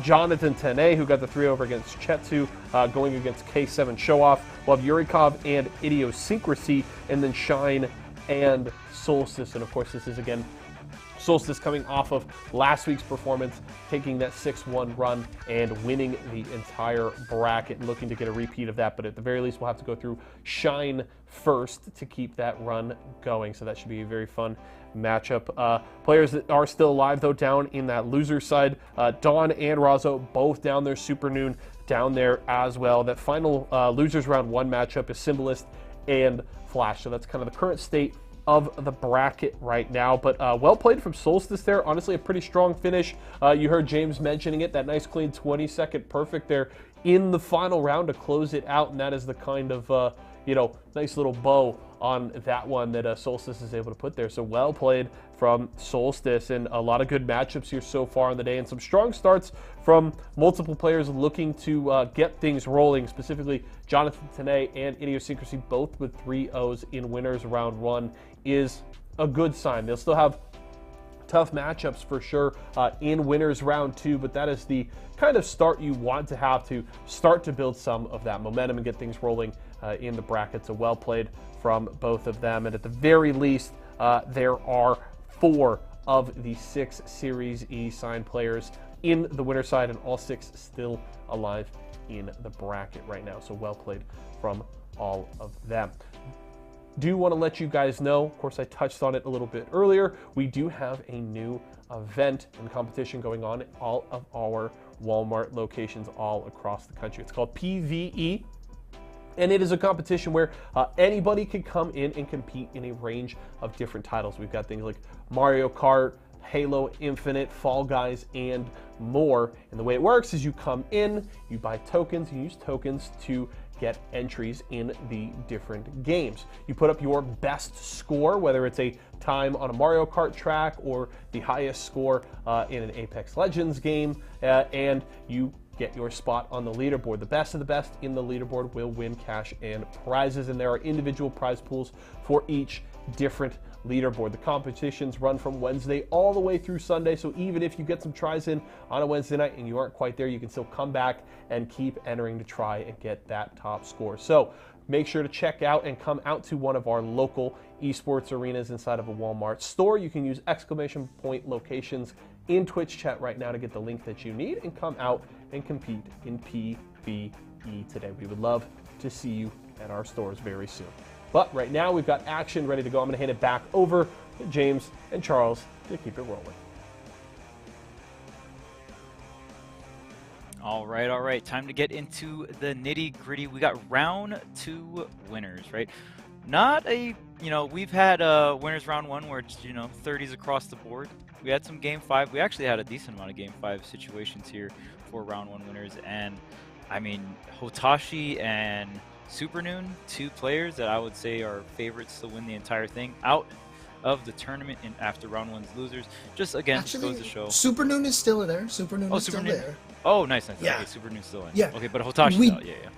Yeah, we definitely did not have some of the matches on stream. So Razzo versus Show Off was not on stream. That was probably a Leo mirror. And a Show Off took that over Razzo. So he went 3-2. And then Idiosyncrasy. So he was the one that did send Supernoon to losers bracket. We didn't get a chance to see Supernoon play on stream. That was played off stream. Idiosyncrasy winning that one 3-0. So yeah, we definitely missed out on some of those. Again, I know even players in the chat here were saying they were having some issues with the Guilty Gear lobbies earlier. So hopefully, hopefully that's all gone and that we should be clean and clear. But here we go. What a match we have I know. I'm really excited. I really wanted to see how this matchup kind of plays out. I've never seen these 2 characters fight each other. I can honestly say that. Yeah, and they're wearing matching hats. Hey. Lore. The lore. All right. And you kind of see Adventure is the one that is forced to somewhat close the distance, right? And a lot of blocking coming out here. You even see the chip damage, right? That comes out from the bullets. That stuff will add up. Gets the opening. It's going to be a wall break as well. Oh no! Oh no, he's gonna go let the slump go. Okay, I like it. I like the idea. He's even using the clone. Like I said, the clone drains some of your own life to do it, and I don't see a lot of Happy Chaoses using the clone. Again, it just acts like a wall. And look at that beautiful use of it. He throws the clone out there, so Adventure runs up, saw the wall, and was like, okay, I gotta be careful, find my way past this. And Umi Show used that to just run up and get the throw. That was really, really nice. And it almost feels like Jackal has to land a hit before setting up the minions. But we've seen Adventure set up the minions just a little, right? And maybe if there is so much chamber, what do you do? It's really hard. But now this is party time for Jackal. There is really not much that Umi Show can do. And that risk is at an all-time high. And chip. And finally got him. He was just going for so long. You knew it was coming. You knew that tap dust was coming, but when? And so much chip damage, right? And that's got to be Jackal's best case scenario. You just need 1 minion on setup, push the install, and it is party time for Jackal. That meter you see on the bottom right for Jackal, that meter just all of a sudden starts filling up really quick, so you can bring out multiple minions, start doing the minion attacks as well. Also, don't forget too, I mean, he's got the more concentrated gunshot where he can't move and he can't block or do anything. But that's the one that does the guard break block and does the massive chip. Does take more concentration, but look at this. Did he get him? He did. Okay, this is huge opportunity. The red RC. Sees it. That it's was time. Beautiful. With no splat. It doesn't matter. The chips. Doesn't matter.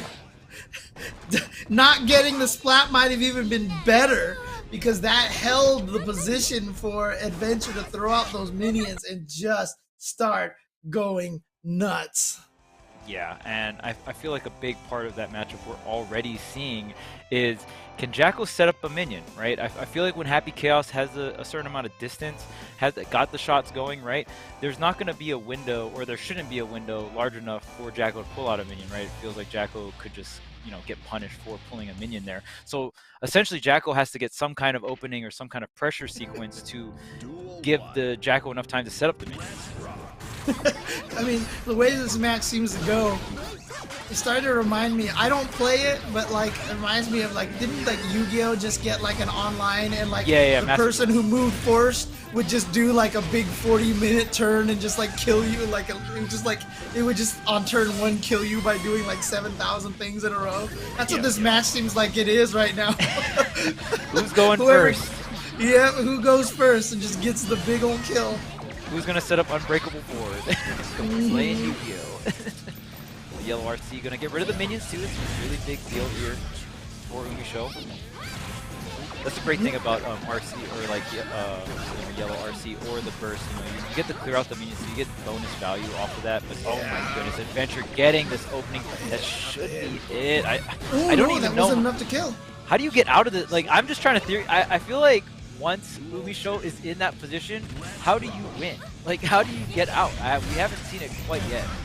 Yeah, I mean, especially for Happy Chaos, I think that's a valid question, because every time Adventure has gotten that position, we haven't seen an escape. But look at this, the tap dust got him throwing, and again, this is a weakness for Adventure.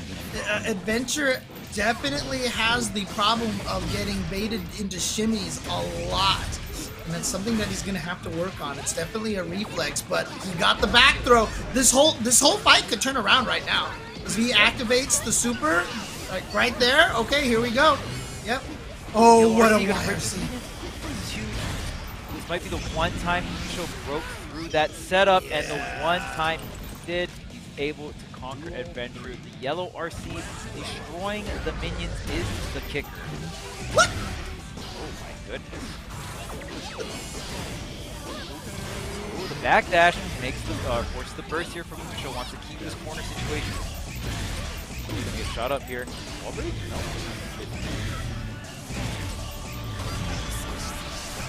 All right, activates the install, the concentration install.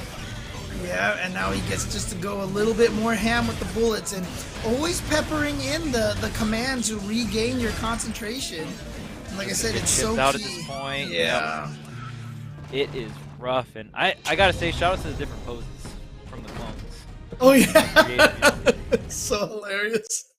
Oh man, but this is what Happy Chaos does, right? You either get stuck a screen away and die, or you get on him and you got to make sure you can kill him. Now, Jacko in particular is very good at, you know, keeping you locked down.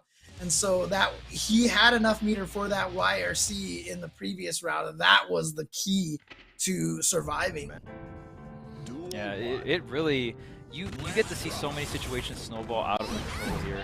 Adventure trying to get a hit, trying to get the minions set up, but here comes Umi Show, and Umi Show has definitely shown that there is some offense, right? He's not only doing the full screen shooting. There's sometimes where, you know, just getting Adventure into the corner and having that gun to kind of like string together your blocks. Nice, gets in there with the far H. And now here we go, you're in this corner situation blocking. He doesn't have the meter, however, for the install super. Doesn't matter, prevents Umi Show from getting out of the corner. Tap dust! Yep. That is going to be it, and I don't even know for sure, but I'm assuming Happy Chaos doesn't have crazy amount of guts. Usually like the zoner type, you know, don't have too much guts. But good question. Look at this damage though. Whew, that's like 60% of the health bar gone right out the gate here for Adventure. Going to be playing this round in an uphill battle. Definitely going to look up Happy Chaos here. His guts is 1. Yeah, so he's got the lowest guts, and his defense modifier is 1.03. So yeah, he definitely takes extra damage and has no guts. So in other words, once his life goes down, he takes the same amount of damage normally. So there you go. He never gets guts activated for himself. Or not a guts bonus activated, I should say. everybody, I think, has an default guts. And that's the standard situation that Adventure has for the side switch when he throws the minion. I like him bursting in response to the other burst. Here we go, install. You are blocking for a long time. He's building Show meter. has no meter. There's no yellow RC to get you out of this situation. So you just gotta hold all of this pressure that Adventure is throwing out. FD to like kind of prevent some of the chip, finally getting some distance here against the phone. Yeah, and got the burst activated finally. And that's such a good sequence right there when he does the concentrated shot, the quarter circle backslash shot. Oh, that was nice! RC. The range on the red RC actually clipped. He's used the RC as the attack. Wow! Yeah, actually that was off the clone too. Off the clone hit, you can hit the clone and go into red RC. Deb actually made a really good video about Happy Chaos, and that's one of the things she goes over. So crazy stuff from that. I mean, the red RC hitting the clone. So because the red RC was the hit that landed for Adventure. Actually, it wasn't even a kick, but being able to activate the red RC off hitting the clone was the big thing, the big piece of the puzzle there. Nicely done. That's the kind. I'm like I said, using Happy Chaos is big brain. Fighting him is big brain too. Okay, here we go. This is huge now for Adventure. And you know, we talked about that method of like zoning and then finding your way in.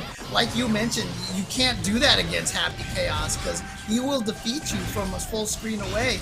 And so Adventure is actually the one trying to get in, and a lot of times it's going to be that 2D. It's going to allow him to get in because that 2D reaches so far for Jacko.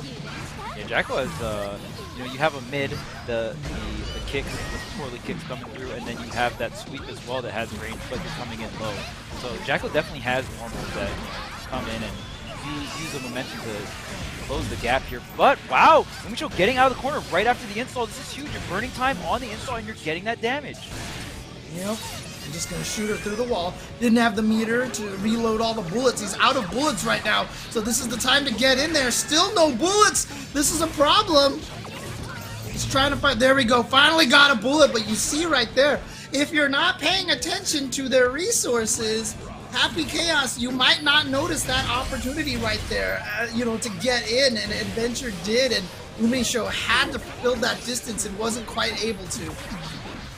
Yeah, and you see even Umi Show when possible wall break scenarios, you see Umi Show just like reload instead, or you know, get some more concentration instead, and you keep that corner pressure, right? So, oh man, all your tension is gone now. Bye bye meter.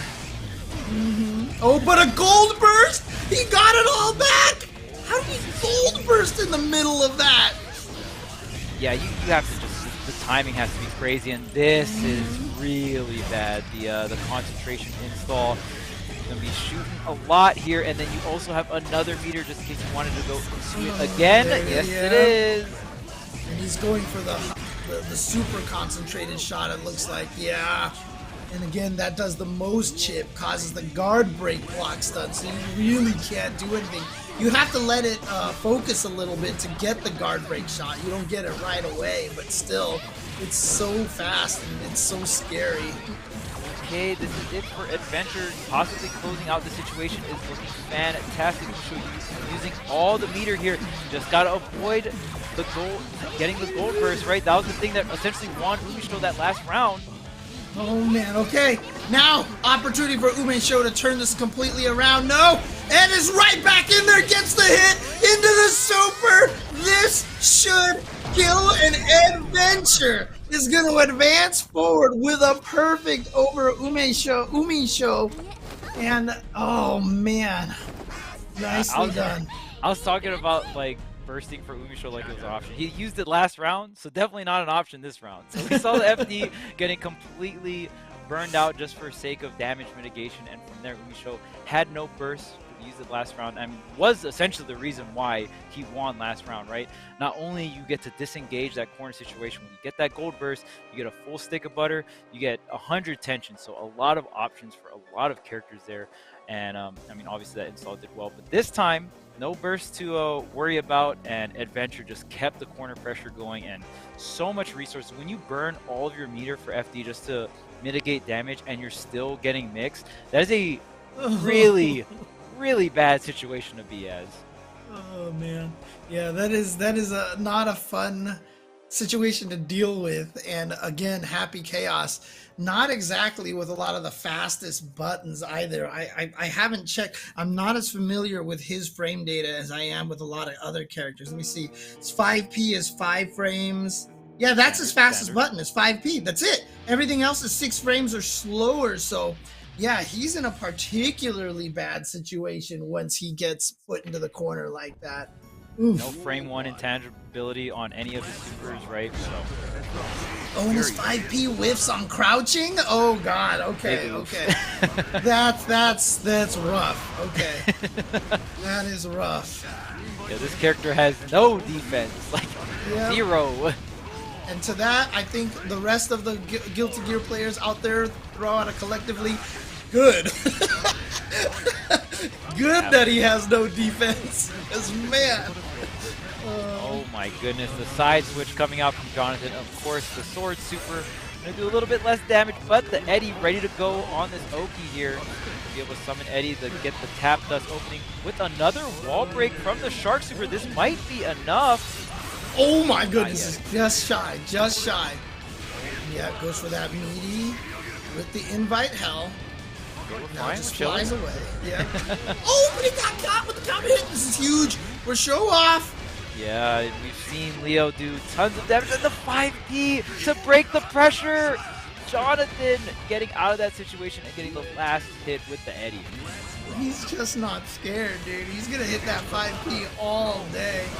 I mean, like I said, a lot of Zottos know that 5P is such an important poke, but I feel like Jonathan Tanay's 5P just feels like it reaches a little bit further and hits a little bit faster. Yeah, Jonathan's 5Ps definitely beat it. Oh, the side switch. Oh, the overhead. Oh, we are mixing right now, and Jonathan has been taking all the damage, but being able to get out of the corners is huge here. Backdash through the guard break attack. But yeah, this. Oh, wait! Oh no! The drop combo, Jonathan. Second chance life. You have to FD all of this though. But he's gonna keep the burst for the next round. Oh no, actually that's not his burst. That's a show-off's burst. Oh, got him with the delayed jump D through the wall. You don't get this round, Jonathan, right? You don't get this round. There's no way. Okay. I was like, no way. I'm actually surprised Jonathan swung on his way down. Probably was hoping Show-Off went for the 6P a little bit earlier. Show-Off with the pace instead of wait until he clearly saw Jonathan coming down for the 6P anti-air. And he's down here. This really great fireballs coming through from K7, but the corner pressure is still in Jonathan's favor here. Eddie is out to play, but now it's down. And don't forget, you know, just in the previous round, he defeated Chetu. And I talked about how he probably had a lot of the experience fighting against Razzo, but Show-Off right now perhaps throwing in a lot of different looks that Jonathan's not ready for, because here comes Show-Off. Not enough to kill just yet. Oh boy. There's burst for Show-Off though. So this is a pretty big advantage here to K7, and yeah, just gonna open up that last hit with the low there. K7 getting himself on the board here versus Jonathan. Yeah, there you go. So, like I said, Jonathan, he undoubtedly has a lot of experience against Leo thanks to Razzo, but Show-Off, again, you know, some people have been saying that he's kind of been in a slump, but this is how you get out of it. You enter these Series E tournaments, you come in here swinging, and you do really well at a tournament, and it just builds that confidence again, you know, and I want to see that from Show-Off because, you know, he's such a strong player. He won CEO, and so we know the kind of player that he can definitely be. Jonathan is not having it with these left-right mix-ups, just grabbing it every time here. The wall break to start things off. Okay, burst available for both players as well. Not going to go ahead and burst that. Getting hit by Eddie here. This is going to be... This is the hardest part for Leo, finding his way through this. And Jonathan, I love him just using that sword super for block stun to reset the gauge, but the back throw from Show-Off reverses everything. Never mind, counter hit for Jonathan. Oh man, with the PRC to keep the pressure going and the high-low mix from the jump there. Jonathan going to go ahead and get the first round here. Yeah, nice little empty jump. low for Jonathan, and here we go to the corner. Gets the hit, bad burst from Show Off. Yeah, this is huge too because, I mean, even if K7 wins the next situation, you know, you got to respect the fact that Jonathan can just flip it right back over with the burst. Almost the jail, you know, get out of jail free card here, and the air grab. Man, Jonathan's got so much control in this game too.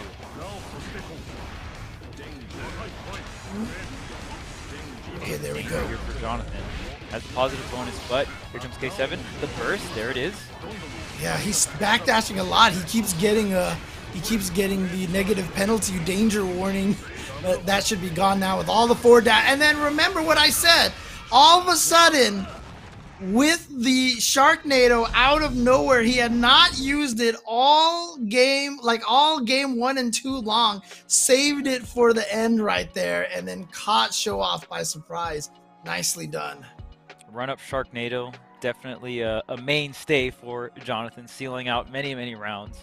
And I mean, it's just the conditioning, right? There's so much threat when you see Jonathan running forward, the fact that he at any point could bring out the Eddie as well, right? Especially if Eddie is part of the play. So really good stuff from Jonathan. Going to even things out 1-1 here, winners quarters. It's still one of my favorite videos when Show Off won CEO. There was a video of his sponsor watching it on his TV and like jumping up and down and getting hype when Show Off won. It was just such a wholesome video, and I loved seeing that. I love seeing that, you know, the sponsors believing in their players like that and rooting for them. It was really, really cool. Yeah, you love to see it, honestly, right? All right, here we go, corner. Nice block on the tap dust. Goes for the overhead off of the flight. Whew.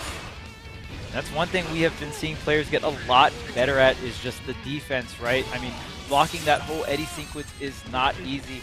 K7 does that, is able to get some stage in his control here and then just bring Jonathan all the way to the left side, but Jonathan's fighting back here. Drop that combo.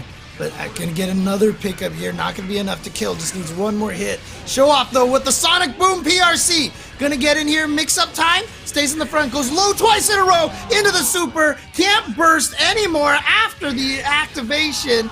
Show Off taking that round. Oh, sorry. I'm looking at the wrong burst again. I don't know why I keep looking at the wrong burst. Yeah, Jonathan did not have it. Still couldn't burst even if he had it. Yes, that's right. I was just making that point. Yeah, absolutely. Through the wall. Jonathan Tanay gets the wall splat. Wall break. Oh, the blue RC here tries to get the 6B. Not going to work out exactly, but stalling time for the Eddie. That's the main goal of all this stuff. Everything else is just candy. Okay, and now through the wall, he's going to get the meaty. Does he just go with the needle right away? He does. There we go. Into the drills. And Show Off tried to do something in between. Going to get caught. 1 round apiece here. Yeah, such a powerful start. Momentum from the get-go is so important. But right now, Jonathan able to set up the Eddie. But just like that, K7 is disabling the Eddie here. Not going to take too much damage from it as well, but here comes Eddie. Again, another great hit on the Eddie, and that's what separates the good of the great in this match. Ooh, got him. Called him out with the heavy slash again. Jonathan Tanay, not only is he really good with that 5P, but I really feel like we need to talk about his use of 5H. His use of 5H, it's got a lot of startup, but the way that he uses it in neutral while he's getting pressured, his callouts with that 5H are ridiculous. It's one of Jonathan Tanay's best tools, in my opinion. Oh yeah, for sure, and the amount of space he controls as well. It's a little farther range, right? But the compensation, you know, takes a little bit more startup, and he kind of uses it the same way he uses 5P, but just at a different distance, different timing, right? Yeah. And just controlling that horizontal space is so important. And on top of that, when the opponent starts jumping in, the 5P start coming out. Or the 6Ps right there, as we saw, blowing up the pokes from Show Off. And here we go, corner position.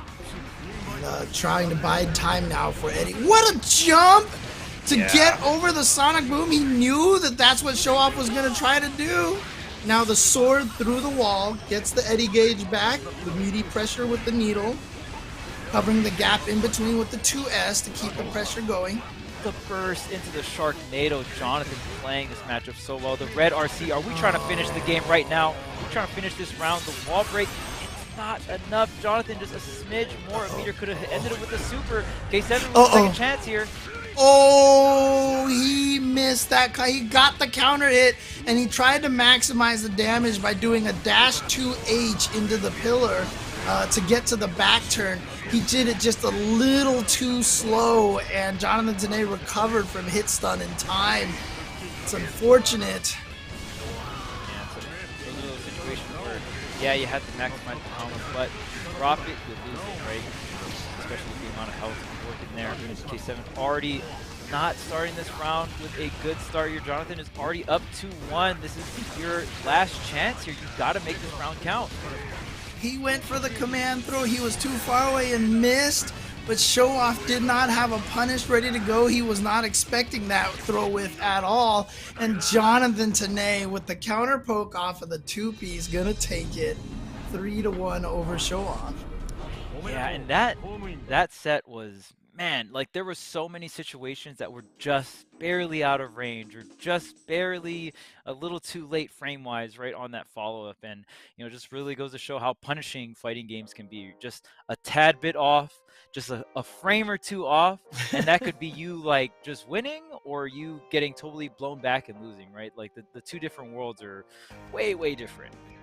And I know there's a lot of people out there, you know, this is kind of like an execution topic, but again, I'm a big fan of execution because I like drops like that. I like the fact that there is the potential for you to drop by trying to maximize. You have that decision to make, and, you know, it comes in clutch if you can do it or not, you know, and it makes the big difference. And that to me adds that human aspect to fighting games. It creates that potential human error, and it's one of my favorite things about fighting games is that aspect.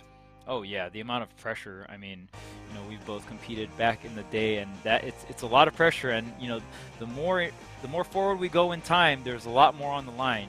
You know, back in the day, it was pretty much pride and a couple $100. Now we're talking like your career's on the line, thousands and thousands of dollars on the line, plus the pride aspect on top, right? So the pride aspect is still there, but so much more on the line now. I think I got second place at the first Capcom versus SNK 1 tournament at Southern Hills Golfland, and I think I got like $60. Tell me not that was like the best $60 you ever made though, right? Dude, it was so great, dude. It was tight, so great. Oh man, but you know, that's the way it worked back then, man. Devin didn't do it and then I bought my friends dinner right afterwards, and oh yeah, you were just on that high. You were like, oh yo, I got first place. McDonald's on me. McDonald's on me though. Yeah, exactly. Oh man. Great time. Man, yeah, nowadays people are winning $250,000 for Capcom Cups. Kind of nice. Just saying. Kind of nice. But imagine the layer of pressure that goes on top of that, right? Like so much money on the line. Sometimes you might cut your combo just a little short. You know, sometimes you gotta hit them with the tournament combo and just hit them with one more reset, right? Like, there's so much like going through the player's mind, and it's so stressful. So you always gotta give you know, credit to the players that are able to clutch it up, that are able to really dig deep, and you know, even though your hands are shaking and you know, your heart's just pumping extremely fast, you're still able to execute all these things. And that's phenomenal. Yeah, and again, it's one of the reasons why we need to have these games be balanced. You know what I mean? Because like before, being a low-tier hero was fun because you get to troll people when you beat them, but that's just, you don't get that anymore. You know, it's like you can do that, but you're not winning any money here, and so you know, that's why it's a very different environment. But that's why it's nice to see that devs care so much about the balance of the game, because they know careers are literally on the line with these balance changes, you know? Ooh, the first bait. This is not, I mean, it's not going to be a ton of damage, but just more damage here for Yurikov. And oh my goodness, and Idiosyncrasy making up for the deficit quite quickly here. Or you might be dead. Oh, you're absolutely nuts. Wall splat. You don't even need the wall splat. Wow. Oh, man. Wow. Well, Again, we talked about Chip, knowing what you signed up for. Milia's another one that's just like that. Milia's another one like that. You gotta get... Look at this, 7,000 hits. And look at this. Okay, like this is the fourth opening. So fourth opening, and he's got Idiosyncrasy down 80%. Like fifth opening. Okay, needs one more.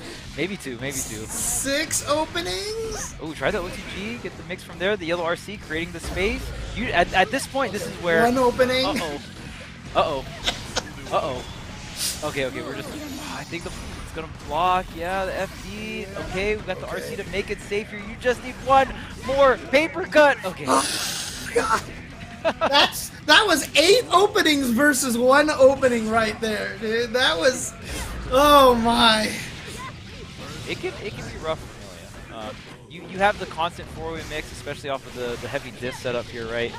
You have a ton of opportunities to mix with just that damage output. And I know one of the big things that Milia players talk about too is that the meter gain for this character is pretty low. So that is definitely something that can hold the character back.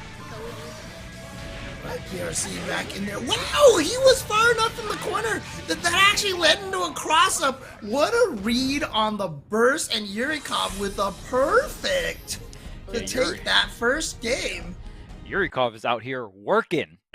I see Yurikov punching in that 9 to 5. We are out here full time. My goodness, getting all those openings, getting those heavy disc setups. Yeah, really good stuff there on the perfect. The burst speed as well. I mean, just a phenomenal round. That ending sequence there, I got hit as well because I like Idiosyncrasy. I thought I had my back against the wall. And when your back is against the wall, Milia can't get behind you. Nobody can. It's not like Street Fighter 4 and 5 where you can cross up people in the corner. It's the opposite. You can't do that. And so when that crossed up at the very end of the last round, I definitely got hit as well. Ooh, there's the 6B, the opening, but the trade here. Oh, the PRC to make it safe, but oh, this is a fantastic anti-air. That close slash going to cash out with a good amount of damage here and just getting up close and personal just like that. As you notice, Idiosyncrasy's rounds when he wins are a little faster. Does a little bit more damage than Milia does. Oh my goodness. Oh, what the? You didn't need 60% of your health. It's only 92 seconds left. Oh my lord. All right, here we go. 1 opening, 2 openings. Okay, gonna have time for the wall break here off the super. Okay. I mean, 2 openings for 50% damage is really good for Milia. Here we go, 3rd opening. Great defense. Here's the PRC and the grab. Uh-oh. This with the wall break. Okay, the burst gets blocked, and that is definitely your life here. And again, that was basically 2 openings, and honestly, a pretty bad burst from Yurikov, but it's not like he had any other rounds to save that burst for. So he went for something there. But again, literally 2 openings, and that was it. And you saw Yurikov just running in there, just going pow pow, attack, attack, attack, attack, attack, and good defense from Idiosyncrasy. Got the, I think it was the back throw or something to get the side switch, and then it was just over. Yeah, off the back throw, and that was it for that round. I mean, that pretty much the biggest play of that round, and just setting up Yurikov in the corner for a wall break, and really just in a situation where you felt desperate enough to burst, right? And honestly, it's really interesting because, obviously Strive, they tried to tone down the mechanics a little bit, not make the characters as crazy as they were in the past, but it kind of shows you what happens when Milia really just doesn't have her hairpin. The hairpin was such a crucial part of her gameplay that without it, she has so much trouble being able to get in and getting offensive pressure. So for players who aren't familiar with that, she used to be able in the air throw a hairpin down and it would land on the ground like a Vega claw that you could pick up again. But it was super plus on block. It let her extend combos and everything. It was like a one-time use tool that was really powerful for her, and she could pick it up again and reuse it. And they took that mechanic away from her, and I feel like it's really hampered her a lot. Yeah, I guess she lost the hairpin. I'm not too sure what happened. Very important hairpin. It's like I said, they definitely wanted to take away some mechanics. Like if Johnny ever gets added to this game, and as a Johnny player, they better remove the mist. Just get rid of that mist. It's never worked. It's never worked because it's either been broken or useless, and there's just never been an in-between. Yeah, there's certain tools or mechanics that there is no in-between. Like, it's either going to be, like, crazy broken or not good at all. And, oh, man, there was a lot of risk built up on Yurikov there, and just like that, Idiosyncrasy, feeling like the adaptations are coming through. Yurikov was able to take game 1, but Idiosyncrasy just tightening up games 2 and 3, and Yurikov's going to have to make something happen and make it happen quick here, because not even taking a single round last game. Yeah, and again, it's just tough because, like, you just eat so much damage. Some guys were talking in the chat earlier about guts ratings and stuff like that. Yes, Nagoriyuki has the most health based off of guts and damage scaling, you know, the base damage scale rating. He has the most health out of every character by like 1 point over Potemkin. And he just touches Milia and she just melts. And then like Milia has to do so much work. This is definitely one of the harder matchups for Milia because you can just do all this damage. Same reason why Milia players hate the Potemkin matchup as well. Because she's got to stay in the air and then you get hit by a Heavenly Potemkin Buster, and then it's just like you just put down the controller and slowly, you know, weep in the corner of your room, you know? Right, and like the risk reward gauge has to match up, right? Like even if what you're going for doesn't have a lot of risk, if the reward is just not that much, right, then it starts becoming a problem. You know, being able to weigh risk reward in a lot of different matchups is actually like the key to kind of figuring out which ones are good for you and which ones are bad. All right, here we go through the wall. Yep, that's going to be enough to kill. Yurikov still in this with a perfect. And again, all this talk about Milia, she can still do that to you. She can still perfect a Nagoriyuki. Not easy. Oh, especially when the Rose Hop misses, doesn't put him in any block stun, and so he gets to punish you on your landing and then trade. Oh my god! He just kept hitting Yurikov, and just like that, with the 2 Ps to end it off with the perfect back-to-back perfects here. Idiosyncrasy going to take it 3-1 over Yurikov. Well fought though. I will say at least that game 4 Yurikov was able to get around a perfect at that, but just so much control, and James is out of the building. You gotta hide from all that damage, man. Get back up, James. Get back up. I've hated fighting Milia my whole entire life because she's just the mix-up machine. She's so hard to deal with, and I feel so bad for Milia. Oh, doggo! Yay! Hi. Did you like seeing the damage, Termy? Termy's like, I didn't even want to see this damage. Oh man, no. I mean, I have hated fighting Milia my whole life, and even in this game, I can feel bad for Milia right now. Oh yeah.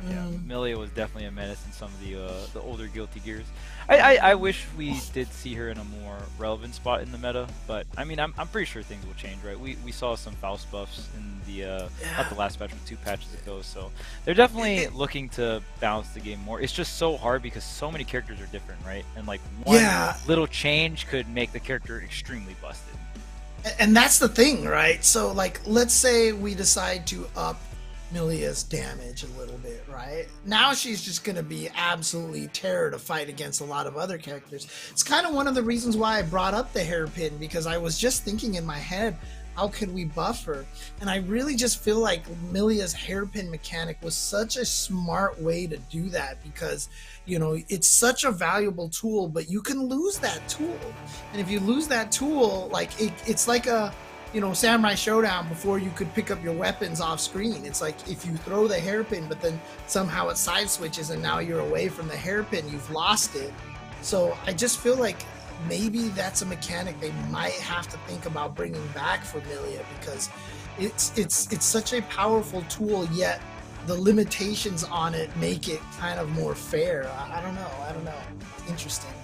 Right, giving yourself like some mid-range to long-range option, but it's only one-time use. You can get it back if you commit into Right. the opponent, right, or commit at least into the area that it was thrown at. So, and even like I like interactions like that too, because it kind of makes unique interactions where like maybe the opponent backs up a little bit and you guys are fighting for the pin control, right? Like, oh, like I don't want to give it back to them and stuff like that. So I'm always a fan of like resource, like projectiles that are resource management like that, but not like to the point of like bullets or whatever. It's a little bit more simple where it's like, oh, well, you just have Right. points out.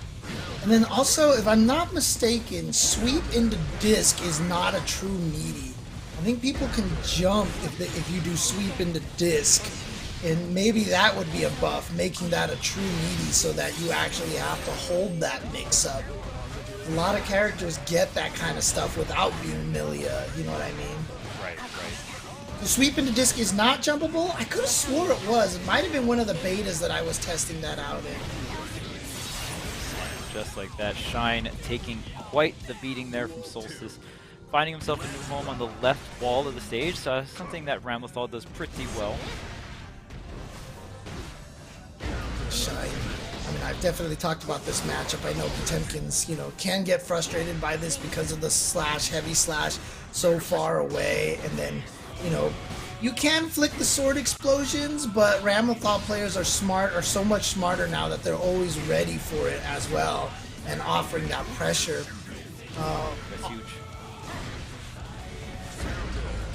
Getting out of the corner there was so huge for Shine, using the PRC, but oh man, the super to counteract though.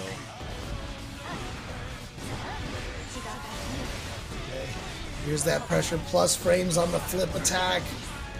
Ooh, okay. Oh no! Damage. Okay. Huge opening. opening. One more. It's even. Nice. Challenge with the punch. Oh, the explosion went too far. What? The opening, the burst being used though. Red RC gonna get the corner push as well.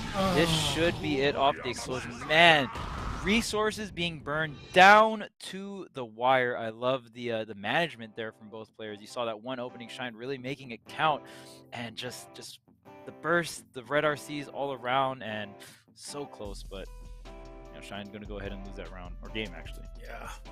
So Shine going down there to Ramlethal. Again, these two players, part of the Series E partnered players, Nerf Shine versus Excedrin Solstice. And Solstice was the one that won last week and really, really helped get him a lot of those points that he needed to stay close. And Shine did not have a good week last week and ended up not building up the lead. So he's actually could be in danger of getting past if he has another one of those performances this week. So very important game on the line, match on the line for both of these players. Oh, the jump Nice over. escape. Reversal throw here. This is huge for Shine. Tries to get the opening, but Solstice just jumping up and over. And we talked about these point systems, right? It like almost doubles when you're fighting someone that you want to have lower points and you want to go higher up in points, right? Because the best way to do that is when you play them in tournament, you get the W, you put them in a really bad spot in the loser's bracket, but Shine is not having any of that. I'm going to start off game number 1 with the round victory. Yep, nicely done. He was trying to bait out the burst from Solstice, but Solstice never used it. I think he was just going to be content with saving it for the next round is what he was trying to do. Okay, well, there's the burst finally now. Yeah, and it's saw it. important to get that burst out of the way, right? I mean, so many times when someone has the burst advantage over you, you have to like win neutral and take a guess if they're going to burst. And it's almost just like that layer is so tricky to deal with. Oh, look at this corner pressure. Solstice not letting up the PRC to keep the pressure going. The sword just going back and forth here. Ramlethal just able to retrieve the swords when you're already in the corner, which is why it's such a good position for her. Oh, man. And now through the wall. Look at the damage on Potemkin. Again, a character with the second highest health functionally. Oh boy, this is gonna hurt. Speaking of damage, look at this. One more Potbuster will take it, and he went for it. That's what he went for. And Solstice with the call out and the super. That Potbuster was looking too juicy for Shine to pass up, man. He was just like, I'm just one Potbuster away. He heard you, James. Yeah. Like, I got you, James. Okay, nice jump out from Solstice. And there you see the weakness of the Garuda. As good of a move as that Garuda is, you know, when he's canceling into it and you block it, you have 18 years to jump out before the Garuda hits you. It's just that fighting against Potemkin is so scary, and a lot of the times it's hard to. Yep. Okay. So that one you had to block for sure. There's Mega Fist opening, getting this chip. Shine is in currently control of the mid-range, but Solstice just taking it back, pushing Shine to the left side. Shine not being able to get close enough here.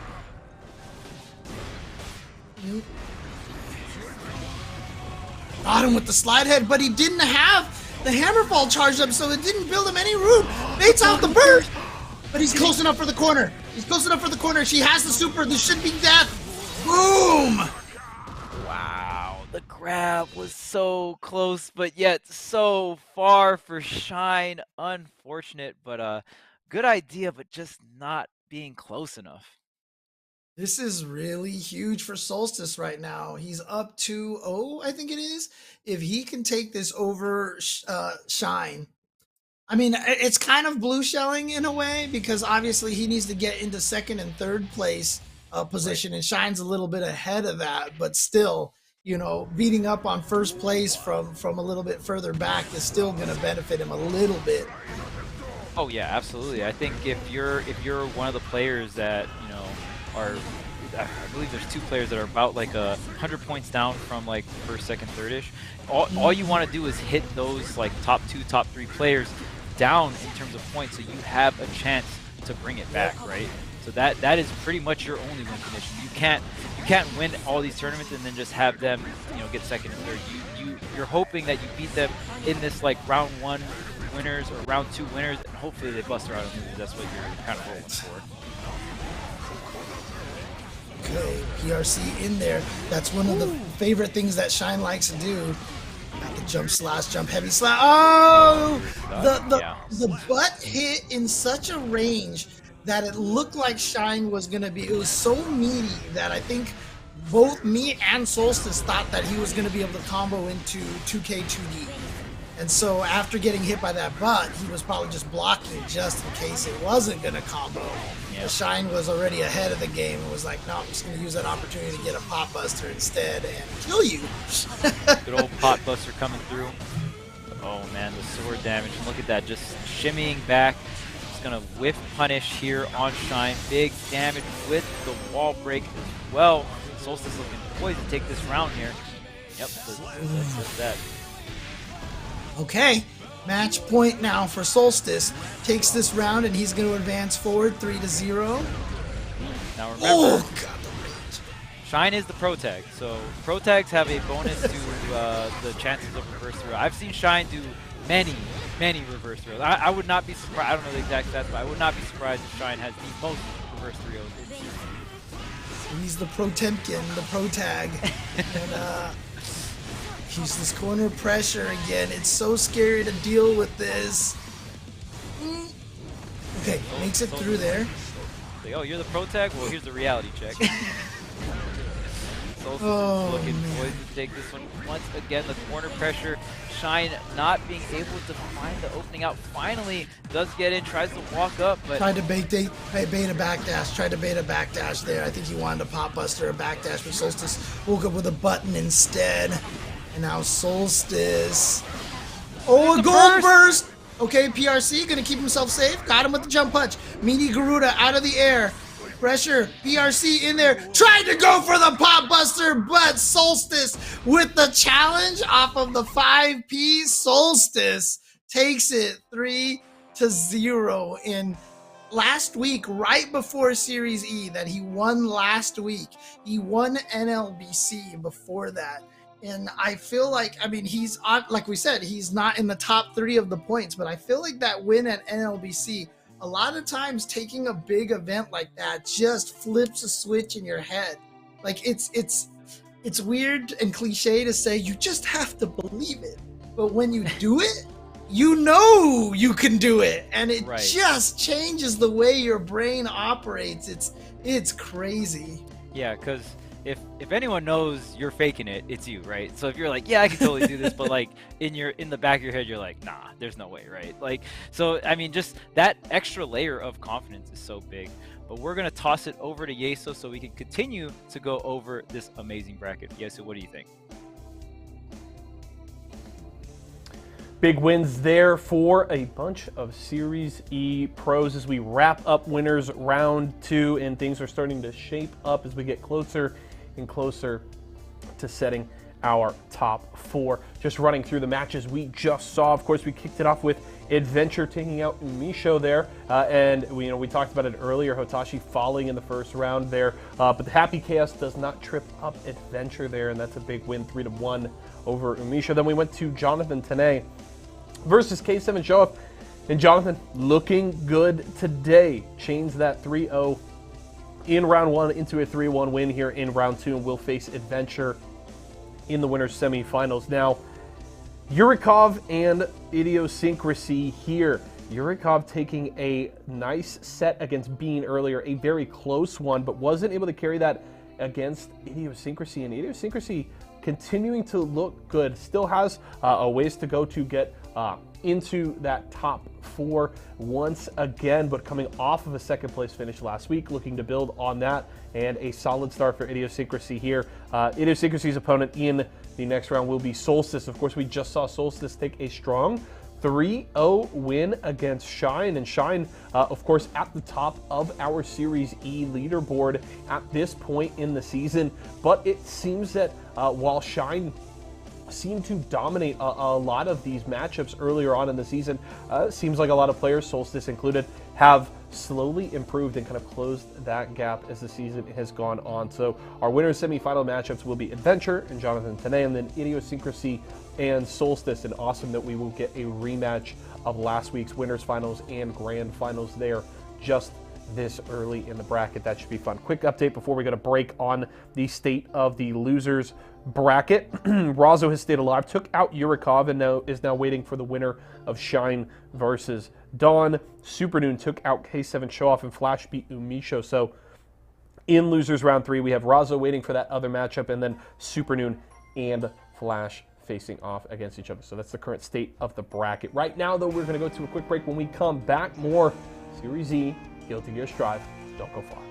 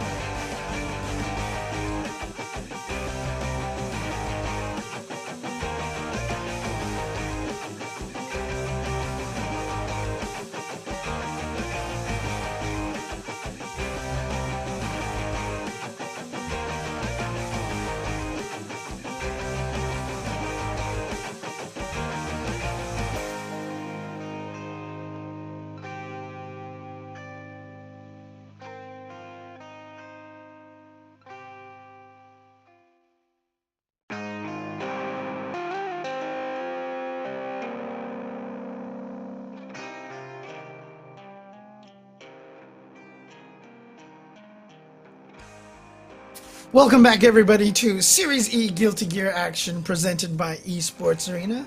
Had ourselves a nice little break over there, but we're coming back hot with some more action coming to you from the winner's side of the bracket, and I am once again joined by Charles. How are you doing? I'm doing great. I'm really excited to get into the winner's semis side of thing. Adventure versus Jonathan Tene. We've got the battle of the minions, you know.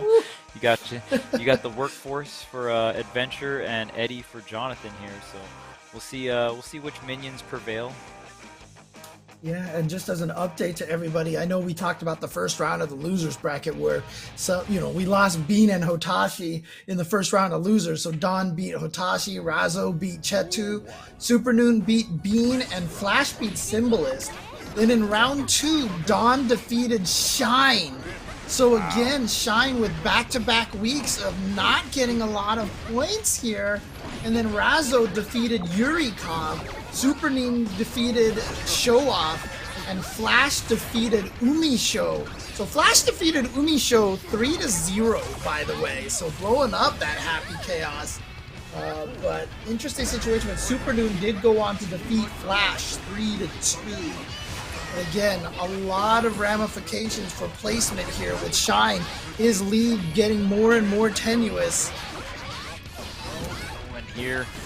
Yeah, and I mean, Dawn with a crazy run to losers, so has to go up against Razo next, so it's not going to get any easier, but we'll see if Jonathan Tene can lock himself in here, the burst. But if you get this round, or if you get this set versus Adventure here, again, Jonathan's going to come through the consistency, like, you get into winners finals, it's guaranteed top 3, right? So it's a huge deal. But Adventure is going to be the one that takes the first round. Yeah, you saw Jonathan today go up for that air throw, missed it, and Adventure had the punish on his way down, was able to take that round. Again, the battle of the minions here. I feel like the sweep for Adventure is going to be a great tool for disabling Eddie. Just kind of low sweep, just coming through. You kind of push yourself forward as well here. But nonetheless, it really comes down to who has the control and who has the pressure set up. Who's got the Eddies, who's got the minions set up. And right now, at least for this round, it looked like it's all Jonathan all the time here. The 6P to close it out. Nicely done. Okay, so tied 1-1 here in rounds. Okay, here's the opening here for Ed.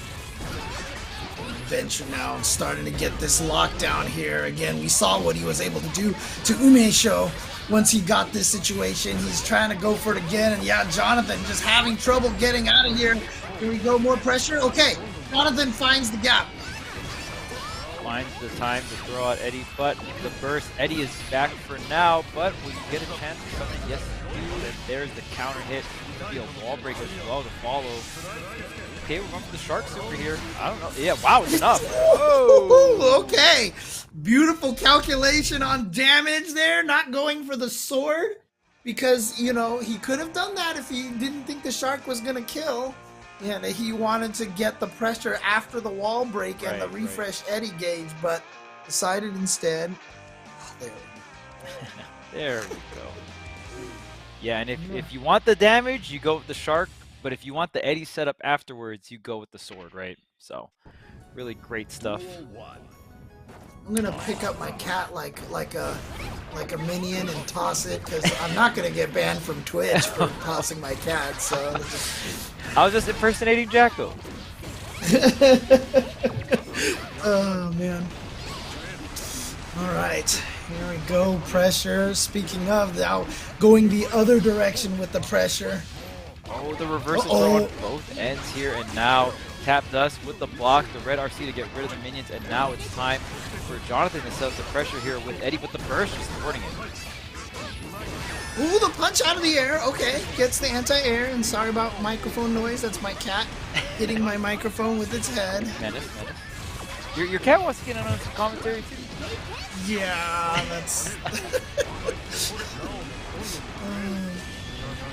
Okay, the sword super here just to keep the pressure going, refreshing the Eddie meter, but the counter hit, this should do the trick here. No guts on the Jackal here, and that health bar is just going to melt. Yeah, so Jonathan Snay looking really strong. Again, somehow has not won one of these yet, but has come close so many times. Adventure also has not won any of these, but has also come very close. And if you're wondering why we don't talk about points for a lot of the other characters, because they're just in it for the money. The points are for our Series E sponsored players trying to keep being guaranteed to keep their sponsorship. And here we go. Oh my goodness. That little bit of life, but the YRC, nice! And now chip damage is a threat to Adventure. And sure enough, not going to be able to survive that. And there you go. Jonathan today takes game number 2. That hit animation where Jackal's like just standing straight up is so funny. She's like, oh, I'm done. But yeah, really good stuff. I feel like when you if you're the Jackal player and you go for the install, right, it's a pretty big risk if they have the YRC available, right? If they don't have the 50 tension and they just burn the FD to reduce the chip damage, I think that's the best case scenario. But using the YRC to kind of trade with the 50 tension you use to activate the super, and after the YRC, obviously it's your turn, right? And you clear the minions. So I think for Ed, when you do go for that install and they have the YRC available, you are playing a big game of like, can you bait the YRC when it's the YRC coming out, right? Okay. I was about to go crazy and abandon commentary to go read new patch notes, but apparently Chalky Milk is just trolling us here, so I'm kind of mad about that. Twitch chat got you? Yeah. I was about to go, wait, what? I need to go see what buffs Potemkin got. Oh, the bait, the Twitch chat bait. Oh, there's the sweep. even if the halo's cracked, it still does quite a bit of damage there for Jacko. And I'm going to go ahead and claim that first round. Jonathan Tene up 2-0 here on Adventure. So, you know, Adventure has been able to take some rounds, but Jonathan really being able to seal the deal when it comes to the games here. If Adventure can put himself on the board, make this reverse 3-0 a possibility. Love him jabbing that minion earlier, but right now, trying to keep this pressure going. Minion greater than Eddie. Minion just erased Eddie all of a sudden. And here we go. Time for the pressure kick. RC just to keep that pressure going. A lot of times people will spend the RC to keep the block string pressure going. It's one of the more valuable ways to use those RCs on offense. Flying over the minions, getting the hit there when you do get the hit on Jacko, or force Jacko to block. The minions will disappear as well. So really great stuff from Jonathan, utilizing that little fly, you know, just hovering in the air, going over the minions. So here we are going in. We'll see who gets the first lead here. I mean, it really feels like whoever gets that first sense of control is such a big deal, right? Yeah, and there goes the oppose right there. Really brilliantly used, but it forced the burst out of Adventure. And speaking of, Jonathan Tene activates his burst and tried to get the pressure, but actually hit Adventure out of the air. And so he was able to land and then get the 2K2D. And here we go. Time for Adventure! Yep. It's Adventure time. It is definitely Adventure time. And no 50 tension for Jonathan, so you just gotta hold this corner pressure. You're eventually gonna get chipped out. The install running out of time, but catching the jump over with the 5P. Adventure getting himself on the board here. I mean, is it proper to call it, you know, Adventure time? I feel like that's a great name. He's gonna finish you, right? I mean, is that right? Absolutely. There's usually Adventure is usually the winner of Adventure Time unless you have the 50 meter for the YRC.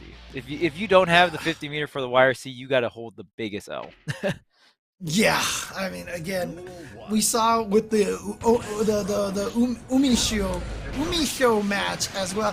Dude, you know the craziest thing is I spent all my life saying Umahara for Daigo, like Umahara, and they've like gotten me to make sure I say Umehara, and now every time I try to say Umi Show, I always say Ume Show now, because it sounds like Ume. It sounds like Ume Shoryu, right? So, right. I can't say Umi Show's name right. Yeah, that's what you know when you have all the different regions. Ooh, I like the little tap on the Eddie there. All the different languages and stuff.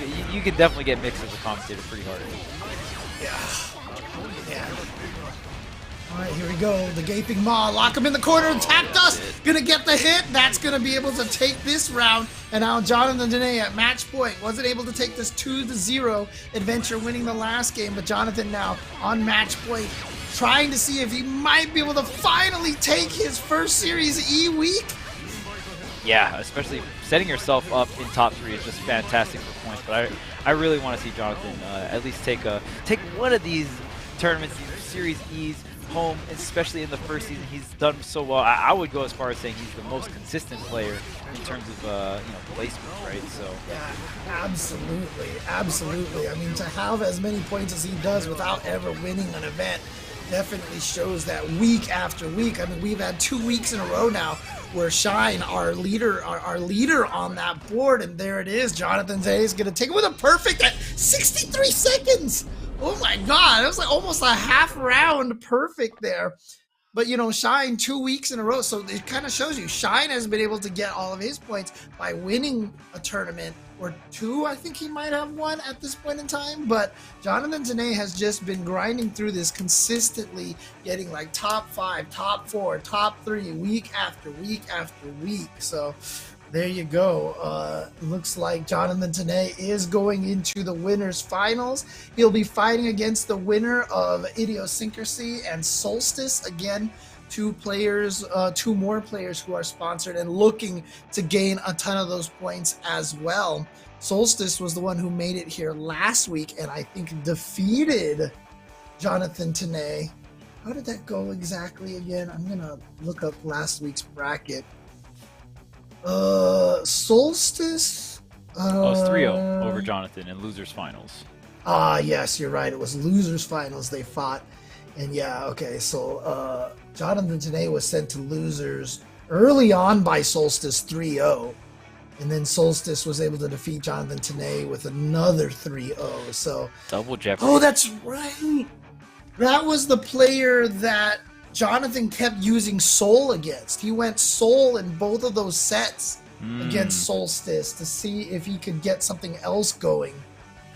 Yeah. Maybe not a fan of the the Zotto against the Ramlethal, right? Right. Sounds like it could be a pretty tricky matchup. So yeah, I mean, moving on. I really want to shout out Adventure's defense there. I know it was still a perfect, but it was a very long perfect, and that was because of Adventure's defense in the corner, not being able to cook up an offense of his own. But still, I'll give it up for that defense. That was nice defense. Oh yeah, absolutely. And Adventure obviously still in it.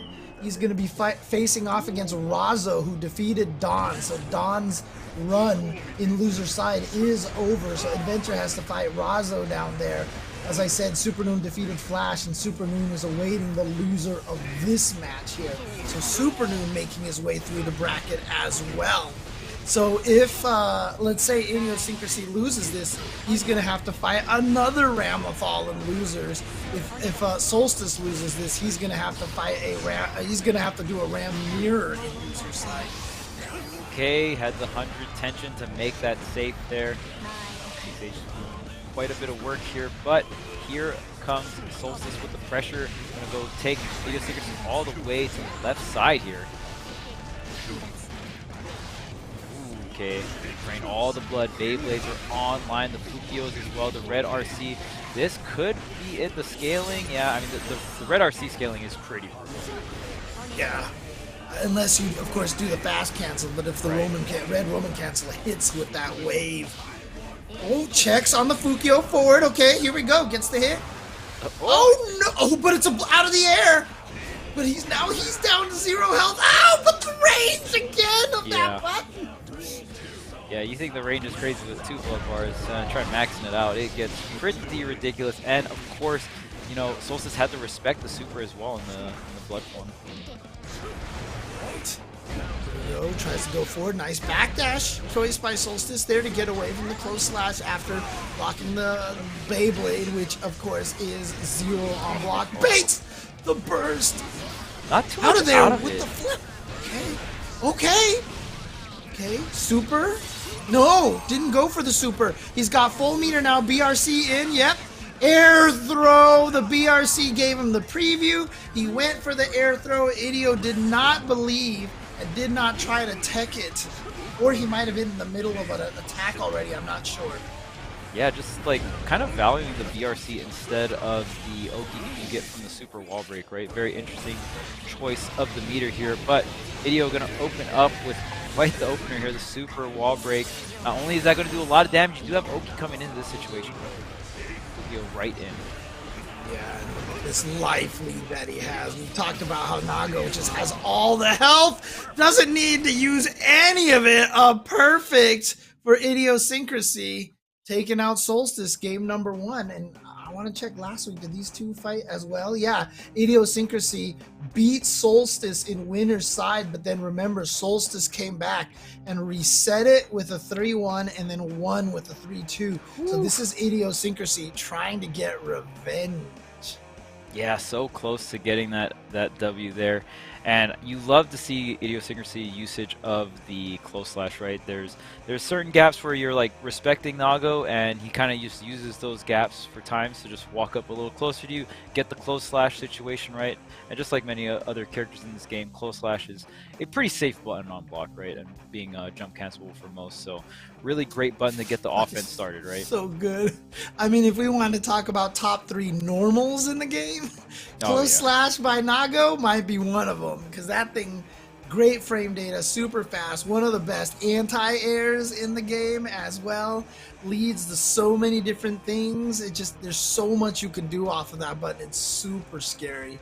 Yeah, and we've seen, especially with the Fukio, you're able to kind of like just keep juggling your opponent, right? It's like almost like you're doing a Tekken combo. It's just like, oh, you're still in there, like bop, bop, bop, bop. It's just like you just keep them going in the air. They bring you all, you just take them all the way to the core. It's like, dang, this looks kind of like a Tekken combo. Hold up. Oh man. All right, Idiosyncrasy 1-0. As I said, he did win winner side bracket last week, and then Solstice came back and took him 2. So in the Solstice.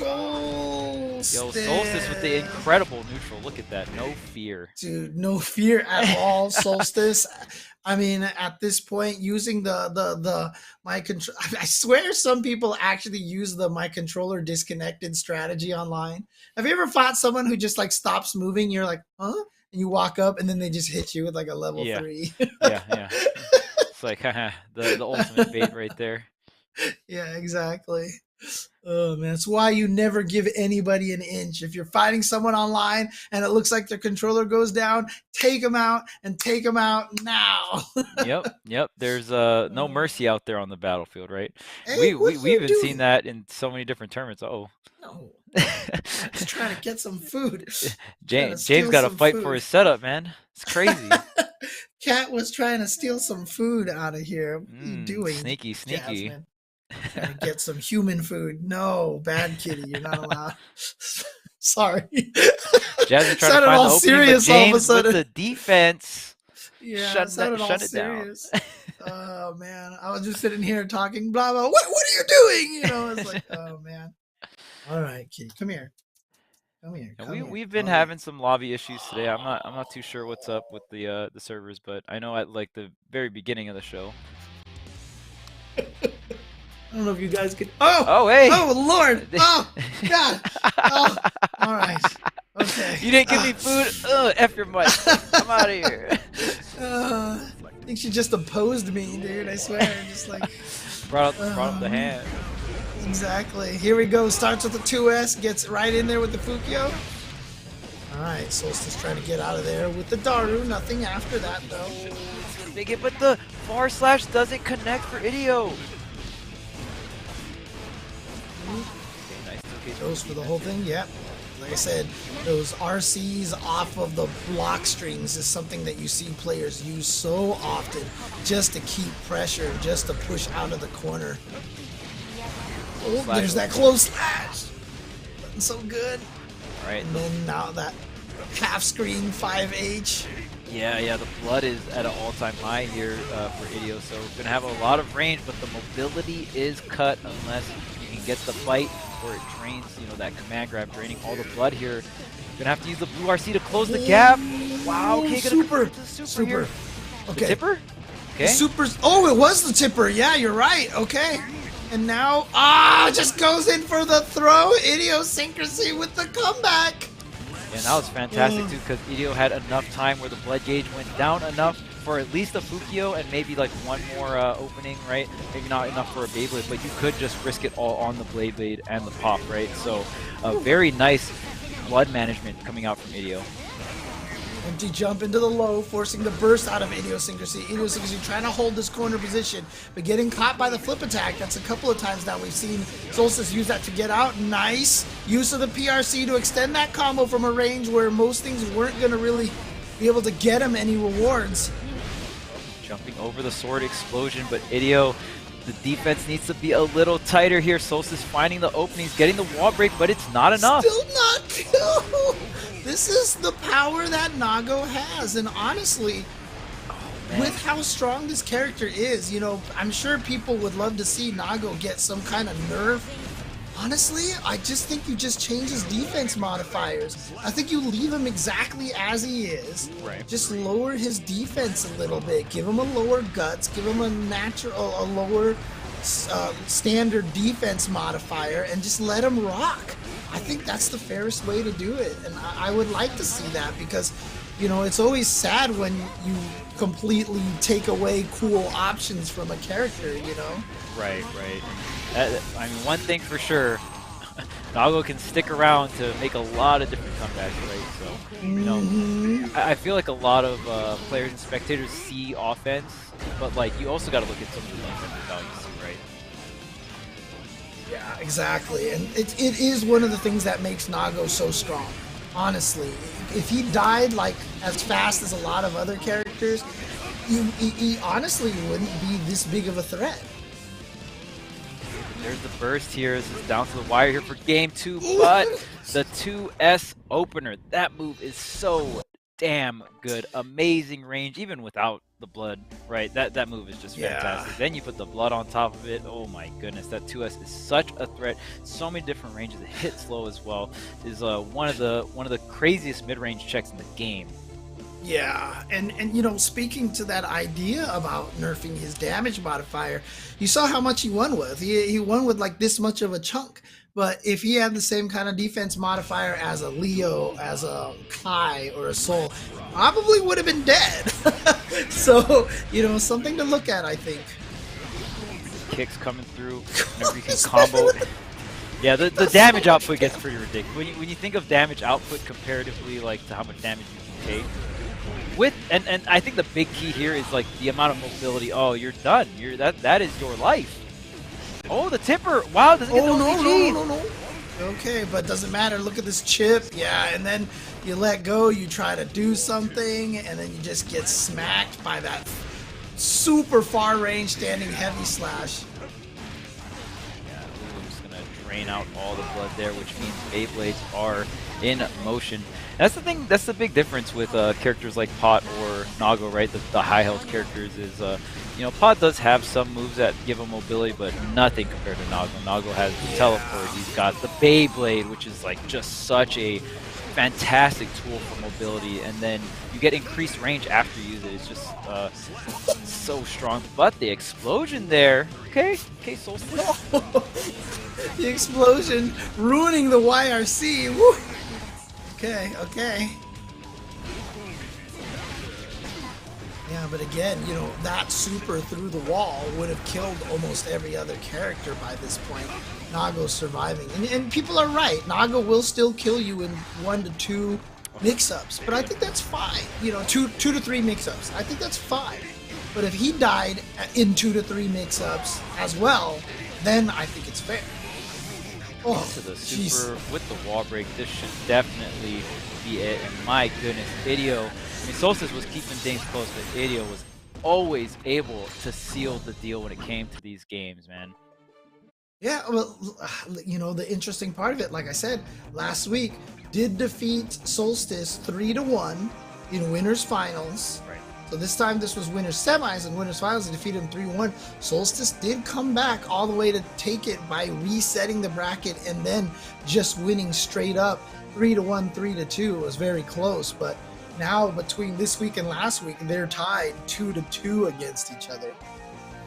Yeah, really interesting stats coming in, and now, I mean, we talked about, especially for the standings, if you're able to take out your fellow Serie E sponsored friends, you know, in the bracket, it's a super good look for you. So now Idiosyncrasy and Jonathan are the ones that are set up here in winners finals side of things. So, you know, we'll see if Jonathan can find, I mean, I believe it was, so Idio and Jonathan both have not won a Series E, if I'm not mistaken. I know for sure Jonathan hasn't, but Idio might have won one, actually, now that I think about it. Yeah, I mean, because the thing is, I remember last week how hype Connie was that Idiosyncrasy almost won, but unfortunately it didn't happen. And so I know Connie probably crawled into the corner and cried a little bit, maybe drank a little bit, like that. You know, drowned his sorrows in the beer and stuff like that. But, you know, Idiosyncrasy and Jonathan both looking for their first win for sure.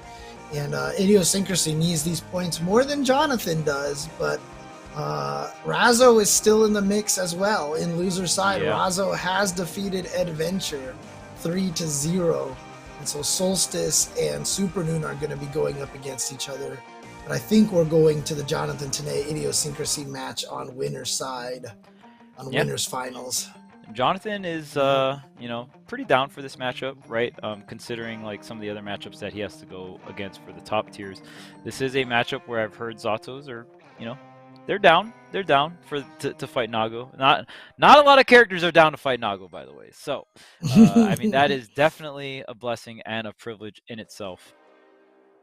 And you know, honestly, Trini in the chat, I'm not, like, obviously FAB is really good, but we haven't seen enough crossover between players. I'm not even sure if FAB is undisputed #1 Potemkin right now. It's kind of I think it's kind of tough to say. I'm a huge fan of Kurokich from Russia. I am a huge fan of Shy here as well. I think all three of them have a chance. But again, I haven't seen FAB in a lot of tournaments recently, so I probably just don't have a good enough of a I don't have enough of a good optics into how good FAB is in this game here. Yeah, and you know what would be a great way to tell all of that?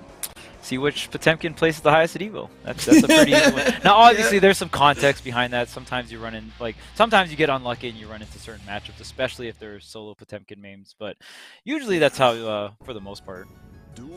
Oh, that's a good point too. I always forget because he doesn't enter tournaments, but Snake Eyes obviously is super good.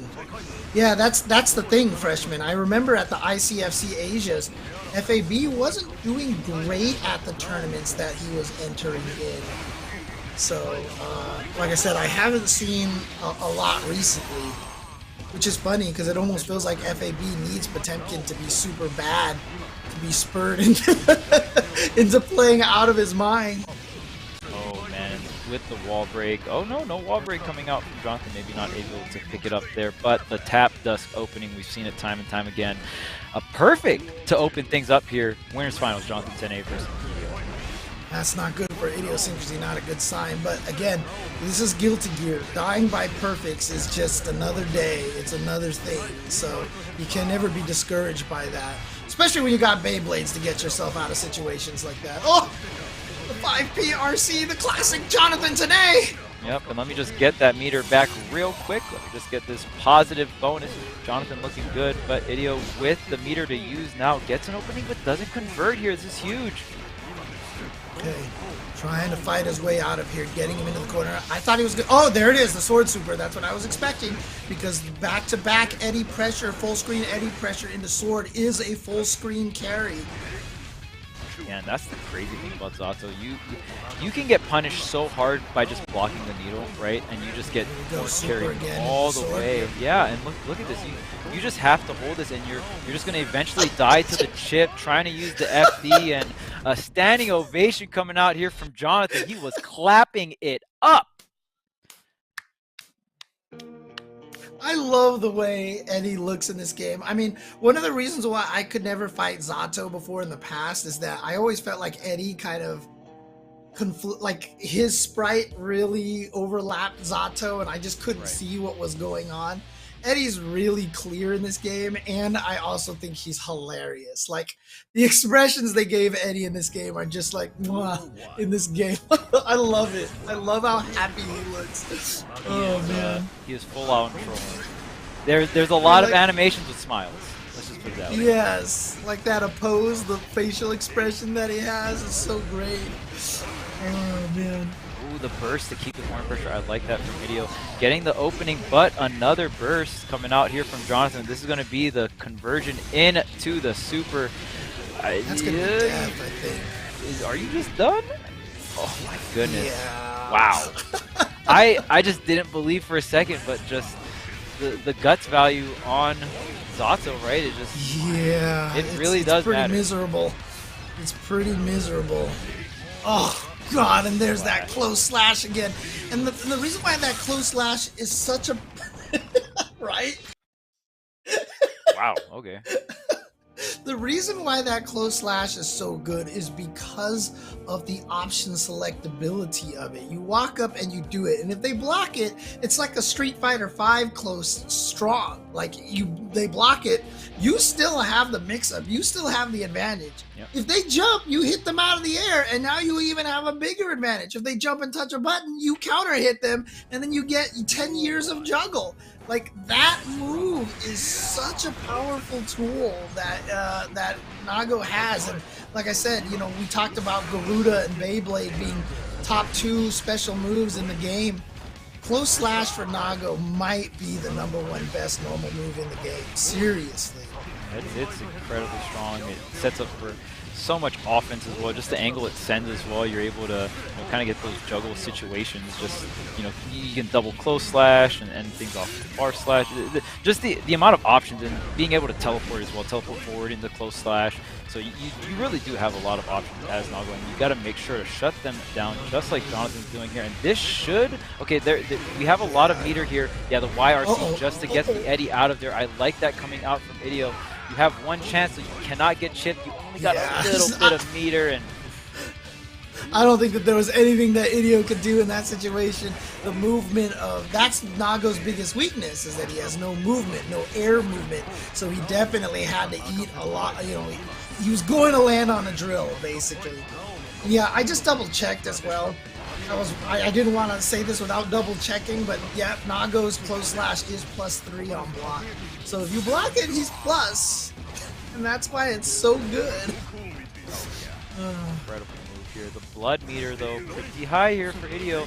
Gonna have to force his way in with no blood moves unless he is willing to go for the blood pop here. And we've seen what Jonathan does to the blood pop, the run up command grab. It is not a good time for Nago, but the counter hit here, probably gonna get a wall splat with the not gonna have enough for the super here, but still is doing a ton of damage. Not even getting a wall break. Oh no! Just a miscalculation in the blood meter usage is going to give Jonathan that free win. But I mean, look, Idio was really down on life, and I think he was trying to go a little bit more aggressive with the blood gauge just to see if he could start making that comeback. It was kind of one of those lose-lose situations for him, in my opinion.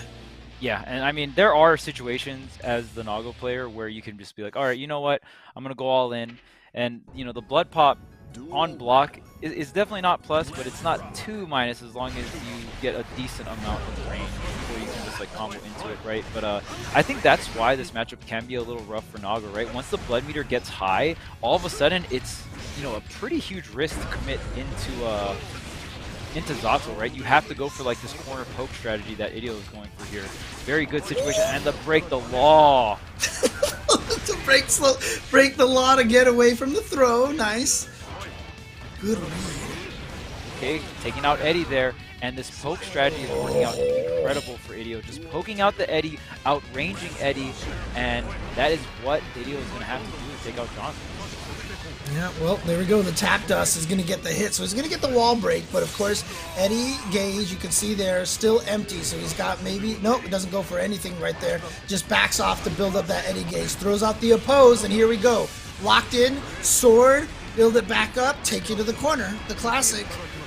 Now you got to deal with this. So much shift damage. There's the command grab coming through. Idio almost has 50 tension and not FDing to try and get some kind of use out of it, but at this point, does it matter? The wall break is going to be enough. Jonathan Tanay now, match point over Idiosyncrasy. Can he take his first series E event? No, Idiosyncrasy comes in here with the far slash, gets in there with the Fukio, close slash, counter hit. God, when you are able to start a wall break with the 6H and then end it with the 6H, that is so much. That move alone just does a crap load of damage. Here comes Jonathan though with the reversal throw. Yeah, had the burst blocked, backdashed away from the attack, got the back throw. Now he's just trying to build up Eddie. He's got the oppose through there. There we go. Into the sword super. No, he gets the tap dust from this range. Okay, so now no more meter because of the RC.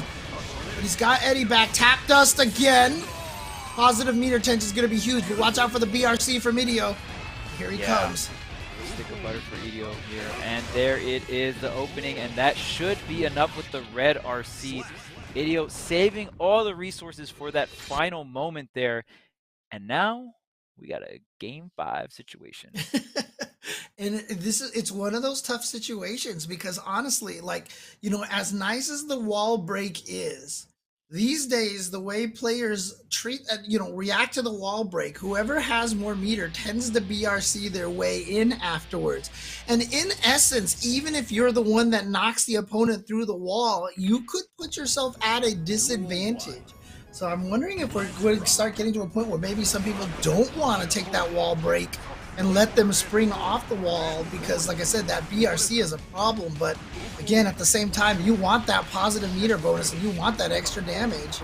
Yeah, it's so situational, right? Because if you have a low amount of health, then the positive meter doesn't matter too much, because you could just die in the next interaction if they have the RC available. And even just like how strong is the counterplay to the quote-unquote round starter, like the after wall break BRC, right? Like, is there much counterplay after that? I feel like most of the time the player doing the BRC can almost react to anything you do. Yep, exactly. So sometimes you just gotta hold down back, let them BRC in. I mean, jumping away is probably still pretty safe, because even if you get air thrown, that'll be the worst that it is, really, unless they've got more meter to RC the air throw. Oh, the delay on the close sash. Video is coming out to play here. Look at the spacing on this 2S. Jonathan has to hold all that chip damage. He is scared for his life. The oppose comes out. No, the gaping maw jumped the wrong way, basically. Didn't get the lockdown. A gold burst from Idiosyncrasy. Oh, and then now, dude, he got the good burst, and then he got the bad burst. That is so unfortunate. The fact that you bursted and then you popped, that feels bad. We'll see if Idio can bring this one back. It's Jonathan with all the control here, and it's Idio with no burst. Here we go, pressure now. Yep, you're gonna get locked in the corner. The tap dust, he didn't see it. He dropped the combo afterwards, but Jonathan A still has the corner, and he's about to build Eddie back. He just needs to spend a little more time, but the Beyblade fighting his way out. Now, Jonathan has, he used the PRC to try to keep himself safe. Oh boy. That was such a pivotal grab right there. Idiosyncrasy at all. Oh, but that's it. The grab into the RC. We're gonna finish things off. Boy, okay. All right, we've come down to this final game, final round here. Jonathan Tene and Idio, but Jonathan Tene is the one that starts it off with all the momentum. Yep, backdashes away. They're trying to build the Eddie Gauge back, but look at this. Catches the backdash, takes him all the way to the corner.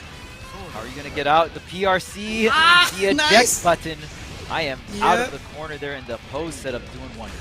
Oh, no, not like this. Not like this. Yeah, it is perfectly timed. Gets the kill off of the burst. Jonathan today is in grand finals. Guaranteed top 2. This is huge. His opportunity to take this one. And again, I just see Connie at the desk just jumping up and down and screaming right now. Let's go Idiosyncrasy, dude. No, actually, he went down. Sorry. He's rooting for Idiosyncrasy. Sorry, never mind. He's down bad. Rubbing He's down it bad. Twisting the knife into Connie here, you know. Sorry about that. My bad. Oh, my camera's gonna go blank now. He's gonna kick me off of the commentary. So. It just starts glitching out.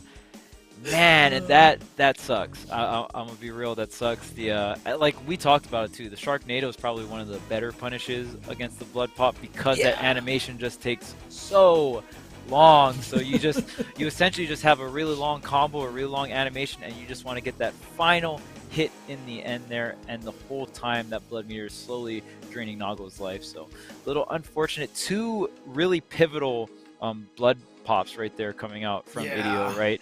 That one round where he bursted into the blood pop, and then that final moment there, that blood pop is going to seal the deal. But if you are Jonathan, you got to take that, and you got to take that straight into grand finals winner's side. Man, okay. Jonathan Tene looking at taking perhaps his very first Series E event. Sounds like Hotashi was having a little bit of stomach woes, so hope he's feeling much better now. Hope you're doing well, sir. And on the loser side, we will be having Razo go up against Solstice. Solstice did defeat Supernode 3-0 in the Ramlethal. In the Ramlethal mirror match. So now Razo and Solstice are going it down there. And again, this is really big because Jonathan Tene is in 2nd place, Razo is in 3rd place, and Solstice is in 4th place right now with the points. And so with Shine going 1-2, I believe it is. Yeah, 1-2. He's going to be in a bad... his lead is becoming very tenuous, let's put it that way. Right. I mean, you're still sitting pretty comfortable. Like, you're probably still going to be within the top 2. But, you know, if this kind of keeps up, then you're going to be looking at a more competitive, like maybe top 4 to 5-ish towards the end of this first season here at Series E. And you know, these are wonderful sponsors to have before your name, right? Sponsors are a big deal to have for players. It's incredible opportunities. I'm glad to see just more sponsors in general coming through for the FGC, right? FGC known in the past as, like, you know, not the most amount of sponsors wanted to get in, but as we move on to the future, the golden era of fighting games, if you will, we've always talked about that, James, right? You know, back in the day, we had a lot of fun, but we didn't have a lot of money. So this is definitely the golden era of FGC. If you want to definitely like, take it to the next level, right? Every year we move on forward is the golden era. It's getting better and better, but again, I still argue that, you know, we as the FGC need to do a good job of trying to keep our personality and the spirit of which the FGC was born off of intact. So that's kind of the goal right there. But Solstice and Razo, Intel and Excedrin, and again, you know, people have often said, you know, oh, we need, you know, more, you know, we have to go to PC to get endemic sponsors, and that's definitely not the case, right? I mean, you're a big enough thing, people from every walk of life will come and sponsor you. So it's awesome to see Splash and Excedrin and Nerf coming to sponsor all these events. You know, it's really awesome. The way I always explain it is FGC is the rawest esport, and what you take up from that, take as you will, but I hope that never changes, no matter what. Yeah. Oh, man. Okay. Like I said, Solstice winning that NLBC, I swear. I mean, like I said, he was good ahead of time. Don't get me wrong. But he was definitely, you know, in, I think it was like 5th place in points or something like that, even under Idiosyncrasy. But then he won NLBC, and then he just went ham at the last Series E, and looking good so far here. But never mind, Razo getting the big damage, tying it up. Ooh, there's the red RC with the scaling. Yeah, not going to be enough. Goes to the reset here, and slamming down the sword is going to take it over Razo. That game 1. Solstice looking unstoppable right now. Yeah, this is really huge. Again, 4th place right now. I believe he was at 90 points or something like that. I mean, still well behind, I think, the 170 points, I believe, that Razo has right now. If my memory serves me correct. Again, I am old and senile, and I do not remember things like I used to. But it was something around there. So still a lot of work to go. But if he can win this event and then win again next week, like 3 wins in a row. Can you imagine how all of a sudden he would just jump up there? Yeah, sometimes the only strategy is you got to stack it up. So stack up those dubs. 50 points a pop, they'll add up pretty quickly. And if you're getting the 50 points, well, the rest of the pack ain't getting that 50. So very big deal here for Solstice. And again, and one thing I do want to point out as well, you know, in the beginning of the season 1, we didn't see too many of the Series E sponsors like making it in that top 3, top 4. Now look at this. I believe we're in top 4 territory, and every single player is a Series E player. So, I mean, just really goes to show when you're in these brackets consistently, playing with these top-level players, your growth is going to be exponential. Yeah, and it's been pretty consistent, too. Last week, let me see, the top 3 were definitely Series E players. Yeah, and then Bean was just kind of hanging out there. The top 3 last week, top 4 this week, and none of those players were Shine. And we know how good Shine is, right? So, oh man. Yeah, things have definitely been shaking up and changing throughout this first season of Series E. Just goes to show how much the meta can change and how much players can grow, right? And like you mentioned earlier, Solstice getting that win earlier last week, I mean, just such a huge confidence booster, and just that alone can drastically change your results. Oh boy, look at that damage right there. Not quite enough to kill. Just needs one more good solid hit. There it was. The counter hit confirmed into the Daru. It's going to give it to Solstice here. Ties it up 1-1 here in game number 2. Okay, we'll see if Razo can tie things up. No burst available for both players, but I'm sure they'll both get it within this round pretty shortly. And there's Razo's burst now available here. The run up, the grab here, the pressure. No burst being burned by Razo, and the corner pressure continues. Yeah, and we saw right there from Razo, tried to go for a meaty shield. He was expecting a wake up something from Solstice. I didn't see if Solstice had the super locked and loaded, but he's going to be able to get the range. Yep, you cannot burst Ramlethal. She's a Valentine. Do you not remember Elfelt last game? Do you not remember what she did to you when she got in the corner? Burst safe. Yeah, absolutely. So, oh, dang. Okay, cool. Checking some stuff, getting some information here. Yeah, look at this. Yeah, look at this. We got one of our esports arenas locations. Not too sure which location, but look at this. Gonna go ahead and show us the local action going on. Gotta show. Oh, dang. All right, I'm back into it. Yeah, that's really cool. You can type locations, and you can actually see all the different places that you can check out here for the esports arena. So I need to do that in the chat for you guys over here. Locations. Yeah, and that's so important, right?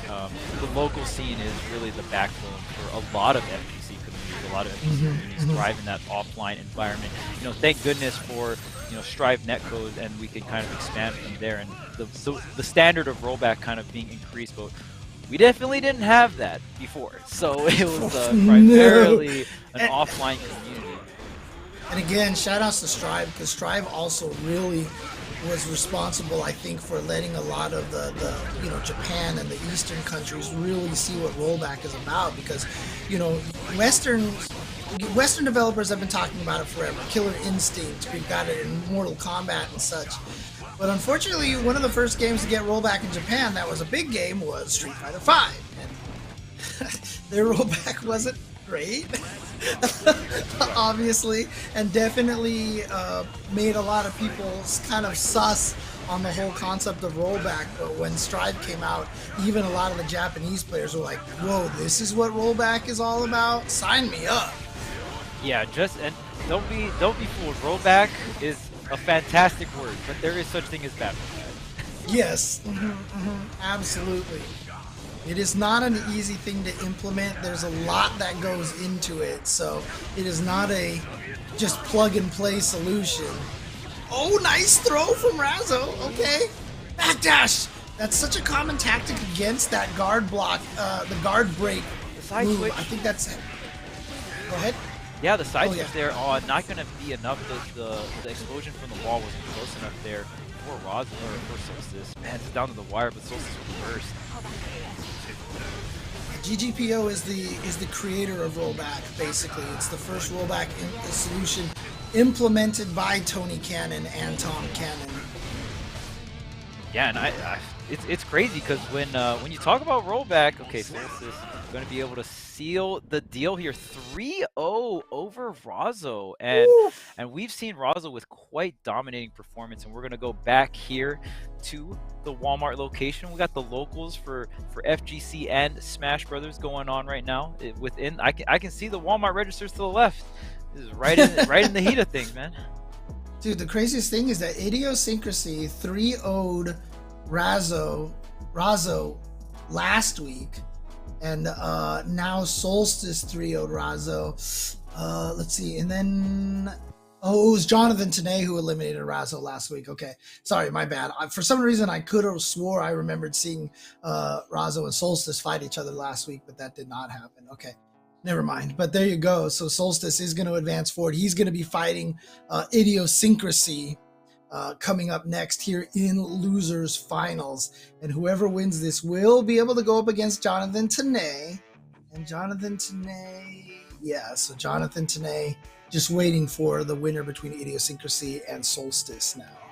Yeah, and Solstice was the player that was able to take out Jonathan Tanay, double jeopardy actually last week. So I think Jonathan Tanay is rooting for Idiosyncrasy in this Losers Finals here. Sometimes you gotta have a bracket buddy, you know what I mean? Like, you gotta have your good old bracket buddy that takes out your demons, and you're like, all right, bracket buddy, we'll just meet each other in grand finals, and you have a big old smile on your face. Always try to have your bracket buddies. I mean, honestly, that was something that a lot of times people would do in tournaments. You know, it's just you would show up and then bring your ringers in to help eliminate everybody else on the other parts of the bracket and such. I used to always remember Alex Vi coming into some of these tournaments, you know, bringing his boys Rob Ingram and Don Snedden, you know, coming in there, and then they would wreak havoc all over the place in the losers bracket while Vi just chills in the winners bracket, you know. Oh man. Yeah, it was what do you call it? The G4 Invitational I did on Monday. I got to see Alex Vi and Jimmy, so shout outs to those guys doing mad work for the SoCal scene. Of course, they were streaming the Smash event, so shout outs to all the old heads, man. You guys always keeping it down, paving the way. And honestly, shout outs to Rob Ingram, who I just mentioned. He has gone through a lot of very serious health problems, and I know they just had like this big little gathering reunion for him and stuff, and a bunch of the old school heads were there. It was really cool to see and really happy to see. So shout outs to Rob, much love to him. I mean, hope he stays healthy, hope he, you know, continues to enjoy fighting games, and you know, definitely all thoughts to Rob. All right, but in the meantime, let's go ahead and throw it back to Yeso and get his thoughts on this event going so far. Real good look there at quite a few matches. Also a good look at one of our locations inside of a Walmart store near you. They're having a nice little celebration here of Mario Day, and I would say we're celebrating the right way too. You can go compete in some Mario Kart and a bunch of other games in PvE. So as I told you guys about earlier, use exclamation point locations in Twitch chat right now, or head over to esportsarena.com to find a location near you. Go out and compete in PvE, or just come out and game with us any day of the week. But let's focus more in on the matches that we just saw. Of course, we just wrapped up, losers semifinals. We saw Jonathan Tene and Solstice, or Jonathan Tene and Idiosyncrasy, taking care of business in the winners semifinals, both of them winning those in 3-0 and 3-1 fashions respectively. And then Jonathan Tene winning a tight winners finals there, 3-2 over Idiosyncrasy. And then of course we just finished off again with that losers semifinals matchup, Razo against Solstice, a matchup we've seen a bunch of times this season and quite often as of late, and Solstice taking care of business, taking down Razo. We'll get another shot here at Idiosyncrasy. And interesting to note when you look back at last week, Solstice of course lost to Idiosyncrasy in winners finals, but came back and was able to win the reset and win the end of grand finals. And we'll have to see if maybe we see a repeat of that here this week. Solstice will get an earlier run here at Idiosyncrasy in losers finals to try and get that berth in grands. It should be a tight and fun matchup, and I'm looking forward to it. Of course, Jonathan Tene, now waiting in grands after beating Idiosyncrasy, is looking to win his first ever Series E bracket here on Thursday night. He's been in quite a few grand finals this season, but has yet to be able to kind of get over the hump here, but he will at the very least have that opportunity here tonight, either against Idiosyncrasy or Solstice, and it should be a very fun matchup. And also important to note that all 4 of our top 4 players in tonight's bracket, all Series E pros, so a very big showing from the squad here tonight. You can see there a look at how the top 8 bracket has shaken out. Solstice taking a strong 3-0 win over Supernoon. Razo doing the same against Adventure, but Solstice was able to carry that momentum into the next matchup there and take out Razo 3-0. So as you can see, our last 2 matchups will be Idiosyncrasy and Solstice, and then the winner of that moves on to face Jonathan Tene in grand final. Shout out to production for a quick pull up there on the top 8 bracket. I am incredibly excited for these matchups. They're going to be very fun to close out the show, and I'm looking forward to see how it all pans out. Do we get the magic of Jonathan Tene winning his first bracket, or do we get to see Idiosyncrasy or Solstice get their second win here in Series E? The great thing is the answers are not that far off. James and Charles are ready to go for our next matchup, so let's hand it right back over to them. All right, so we're going to be getting into the finals side of things, if I'm not mistaken. So we'll see if Jonathan Tene's bracket buddy can defend him from Solstice, because Solstice double jeopardied Jonathan Tene, but we actually might see a similar situation because last week Jonathan Tene got double jeopardied from Solstice. So there's a lot to be said about this losers finals match. If Solstice is able to take it over Ideo, then we could see a very competitive grand finals. And I'm pretty sure as well, Idiosyncrasy and Jonathan Tene went to game 5 in the winners finals. Yeah. So regardless of who moves on, I'm pretty sure we're going to see a very competitive grand finals nonetheless. But I'm pretty sure if you're Jonathan Tene, you would rather see Idiosyncrasy come through. And even like matchup wise, I think Jonathan prefers the Nago, right? Yeah, and again, Solstice and Idiosyncrasy, as I mentioned, they were the 2 grand finalists last week, and Ideo was the one that sent Solstice to losers. Solstice then came back and won 2 sets. Here, Ideo then defeated Solstice again on the winner side of the bracket this week, and so now they're tied 2-2.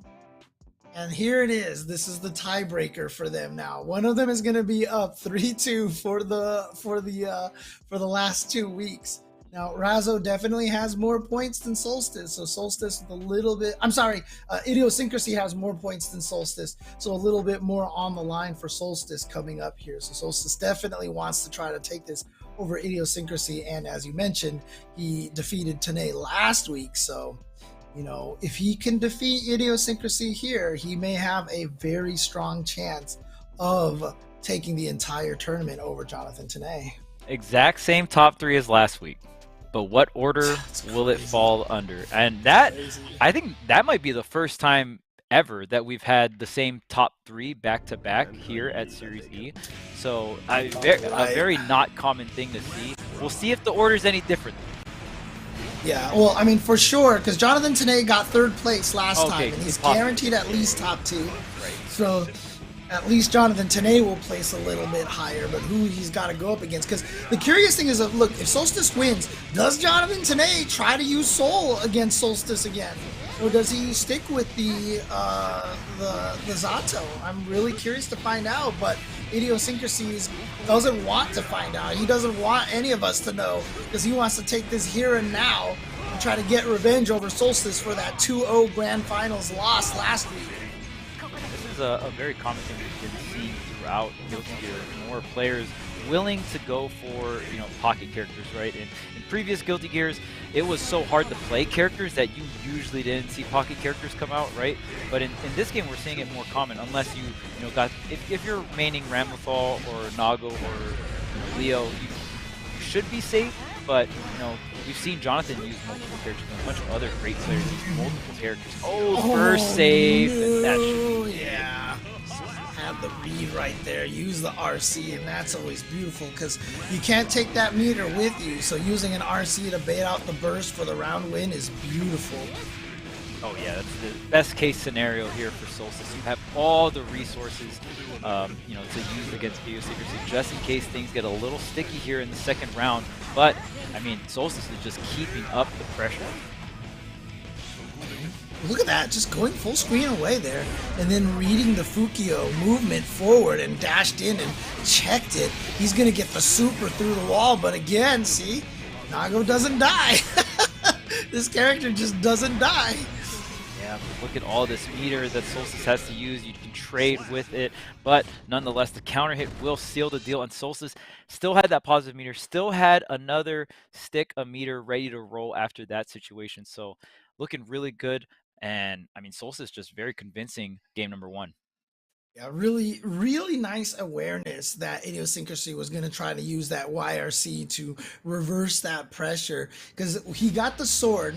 And, in that situation, Ramlethal wants to start the block string and push you into the sword's explosion. So he dashed up, but he didn't do anything. He actually just dashed and blocked. And sure enough, Idiosyncrasy with the YRC blocked it and was able to punish it.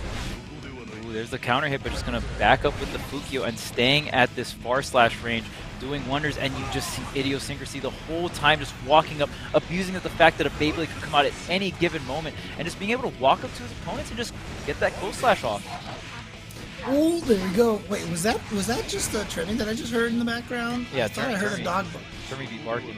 Termy, that's what it was. Yeah, I thought I heard a bark. I was like, wait a second, what the? Okay, there we go. All right. Corner carry from Idiosyncrasy, and we see how important it is at round start to really push your opponent, right? Like, there's certain moves that you have to respect, but sometimes when you block and you just get pushed all the way to the corner, it can be such a bad situation for you.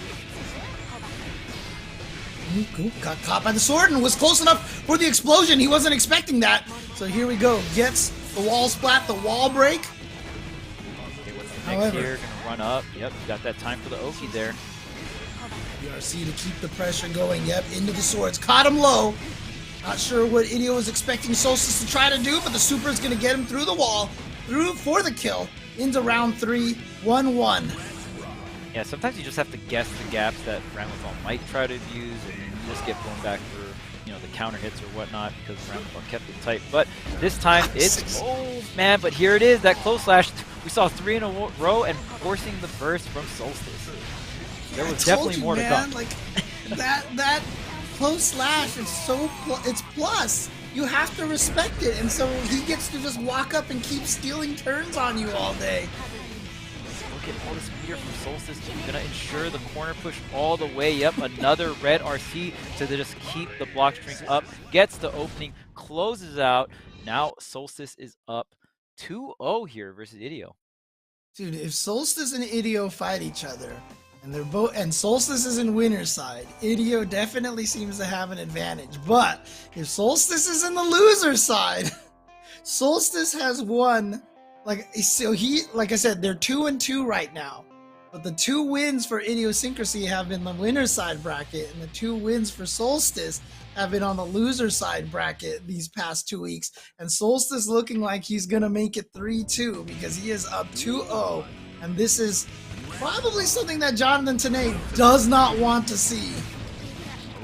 Back into the far side, so try to get the fight here. And believe it or not, there are a lot of players. I mean, it depends on the player, but some players they play better in winners bracket. Other players, they like it when their back is against the wall and they're in losers bracket. It just depends on the kind of like player / personality you have. And I've definitely seen a bunch of different types of play styles or personalities and like where they thrive in the bracket, right? Oh no, the flip missed off of the wall bounce. Not sure what happened there. There's that 6P from Nago. Such a good 6P moving forward. That upper body intangibility, but the red RC to close it out. The explosion. Oh, the blood pop. Oh, he wasn't expecting that. Oh boy. Oh god. I think Idiosyncrasy tried to activate the baseball super right there, because if he did, that would have been bye-bye Solstice. Didn't get it out in time, so he just ended up getting hit. Okay.